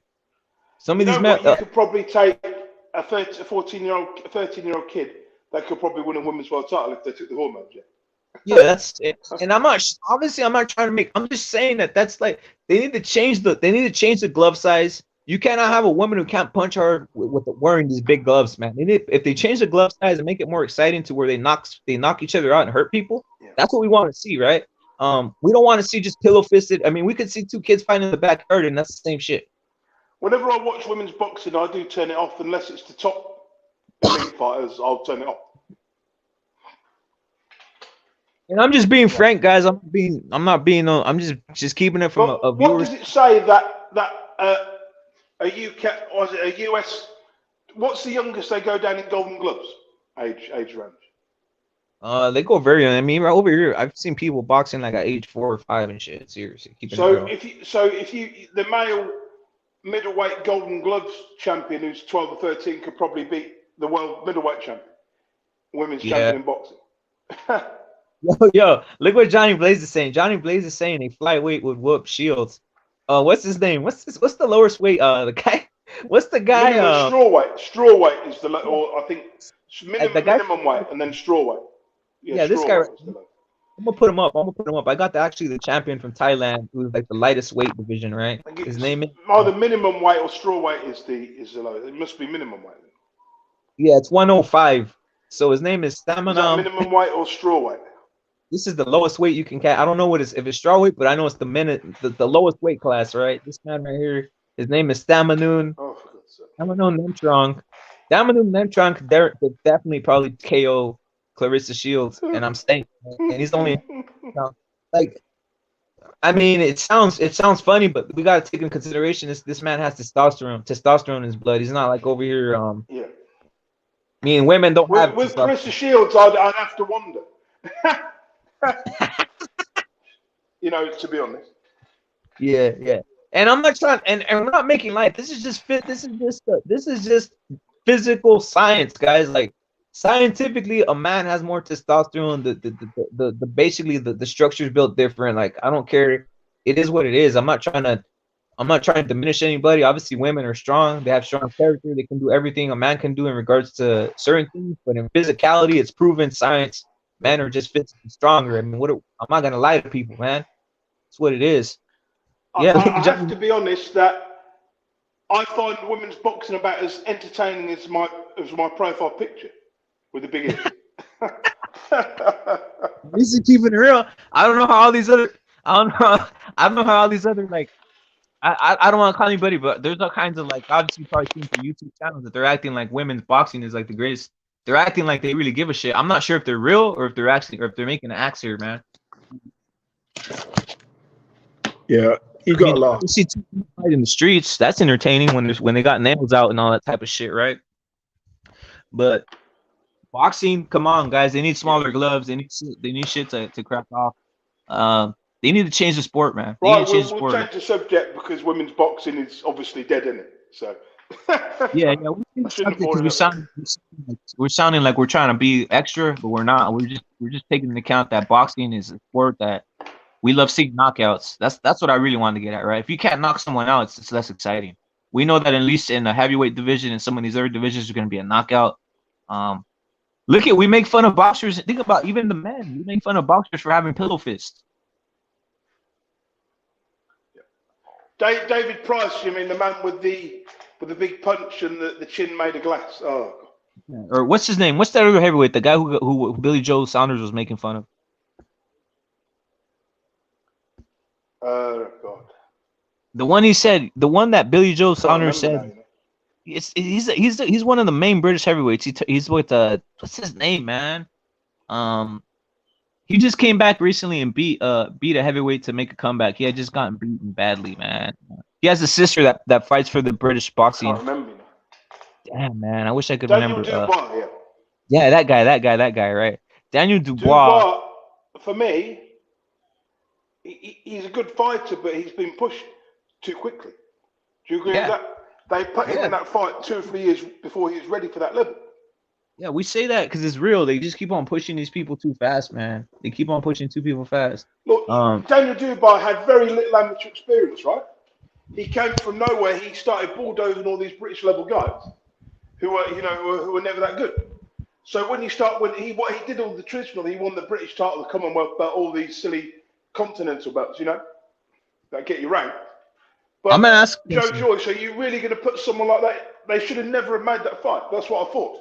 He's going to lose, I'm gonna ask a serious question, and this isn't to make jokes. This is literally to see what you guys will do. Right? We know that Jake Paul and all this shit is making like circus out of the sport of boxing, right? Would you guys, again, this is real. This is real. Would you guys pay to see Clarissa Shields fight a man like a lighter man? Would you guys pay to see that shit? Would that be a great pay-per-view? No, because it would be embarrassing for boxing. If the male lost, it wouldn't look good for male boxing. This is bringing it up because Logan Paul and Jake the sport we love has already been embarrassed by MMA, hasn't it? A little bit, Yeah, we're already down that path where it's almost going to circus levels, right? We might as well just do it. Let it keep on rolling, as you say. I mean, David Hayes fighting his best friend. I mean, come on. Crazy, yeah. That's Don crazy. King says, only in America. Yeah, David Hay was saying all this shit about like YouTube boxing, and then he goes and joins YouTube boxing, right? But if someone offered you £4 million, or say $5 million to fight your best mate, you'd take the money, wouldn't you? You'd be an idiot not to. Yeah, I'd fight four midget clowns fight coming out of a small car. I'd do that for $4 million. I'd do whatever. I mean, shit, $4 million is $4 million to fight, right? Even to get knocked out by somebody, right? It's what it is. The same money he got to fight Joe Fournier, he got the same money that he fought when he fought Tony Bellew. $4 million. Yeah. Look at they pay you for show. It's show business now at this point, right? It's show business. That's why I brought up the Clarissa Shields versus a man. Like, why not? Like, shit, it's already show business at this point. What do you think of Jake Paul? What do you think of him? I want you to be honest. I mean, for a novice guy, he's not bad for someone who's a complete novice. He's a raw novice. He's not bad. He's not bad, but I'll give him some credit. Yeah, frivolous numbers though. Like they were saying that he's like the #1 pay-per-view star when they don't release the numbers. He probably sold under 400. They're talking that Jake Paul, or is it Logan Paul, might be fighting Mike Tyson. Logan's the bigger one, isn't he? Yeah, the older one. Logan. That he might be fighting Mike Tyson. That's not gonna happen. They said that's not gonna happen. Yeah, but if it did happen, what do you think would happen? I mean, we have to be honest about it. You'd expect Tyson to win, wouldn't you? And he would, probably, Tyson would take him out quick. We know Tyson would take him out quick. It wouldn't even be close. Yo, Nathan, I'm about to end the stream. How would it embarrassing to be if he okay, mate. Yo, Nathan, salute, brother. Salute for coming through. I'm gonna end the stream. I might do one later. I don't know if you'll be up. I might be doing later, like in late. How often do you do streams? And how often do you do streams? I do them usually every day. Usually I do them late night on the West Coast. I don't know what time it is on your side when I'm doing it over here. What time is it right there on your side? I mean, if you do them about this time, I can do it 1:45 in the morning. I mean, I do a podcast. You're welcome to come on my podcast if you ever want to, Yeah, I'll swing through. I'll see what's cracking. But I appreciate you came through, man. Because do you want regular people on this? Do you want regular people on this? I can come on it regularly if you want me to. No, I like how you just come on like. Yeah, you just come on whenever you want. I'm not here trying. The thing I like about is this. I don't like trying to make people. I don't like people feeling compelled. I like when they just come on when they see something because it's out of their own. Yeah. It's out of their own free time. I don't want to go into people's free time. Right? I just like when people go on. If I see something, I'm on my Facebook group is Main Event Boxing Talk. I've got a couple of thousand members. So if you were to come on that or whatever, you could just promote your stuff on my page or whatever. Do what you want. Be an admin. I could kind of like, post some stuff with you or something, do a bit of work together. I could come on your stuff whenever, or email stuff, say this has happened, such and such, Yeah, I like the way you just came in. It just came out of nowhere. That's what I like. I like just coming in, like being what's that word? There's a word for it. Okay. When it's just authentic and it's not like scripted. I love that, man. And like I said, your perspective. But whenever you do these things, if I'm about, I'll come on, regularly if I'm about, Yeah. Salute to Nathan, guys. Subscribe to him. Subscribe to Nathan. But before I go, in. I've got a good friend have you heard of True School Sports before? He's a boxing guy. He's got about 40,000 subscribers. Really good guy. He knows his boxing. He's got press passes and stuff. So he actually goes and, interviews people like Stacey McKinley. He always has streams, you know, whenever he's on, come on if he's ever doing it. You know, he always does it live. Yeah. Yeah, salute to you, Nathan, bro, for coming through. Like I said, I like your perspective on everything because it's something that I don't get. A lot of the British, I've only had one other British panelists and stuff, so I like that. It gives me perspective of who. So if I see any news about British boxing that I think might interest you, I'll just email it to you or whatever. You know, that's not, and then you can talk about it or whatever. You know? Yeah, man, it's always great, and also Right, like. mate, Is your channel your channel, Nathan Terry? Is that your channel, or do you have other? No. My other channel's Main Event Boxing Talk. I've just got some videos on it. But are you part of any? Do you do a lot of stuff on Facebook or Twitter? No, I mainly just do it right here on YouTube, and I'm gonna tell you something, right? Subscribe to Main Event. What is it called? If you go on Facebook, Main Event Boxing Talk. But if you ever go on Facebook, go and join. There's loads of boxing Facebook groups that I've been part of for like a good 7-8 years. Mm-hmm. But then there is a lot of LDBC and PDC sort of fanboys on it, if you know what I mean. Oh, I didn't know. Yeah, it's just you're right, man. It's best to you're right. It doesn't matter. I like everybody's perspective, but yeah, there's these PVCs and all these fanboys that get out of hand. But I like perspective anyway, right? Yeah, I don't need that. Mm-hmm. Yeah, so like anyway, I'll let you get off. I'll speak to you later. Sorry. No, it's all right. It's all right. So we're out of here, guys. Salute to everybody. Salute to Johnny Blaze. Salute to everybody who came through. Salute to Chicano Prophet. Salute to Nathan Carey, guys. Salute to Sergeant, who's always in here. Salute to everybody, guys. I might do another one late night. Die Mutt was always in here. I'm out of here, guys. This was a good one, man. This was a good one. Ricardo Martinez. Everybody who came through, guys. I'm out.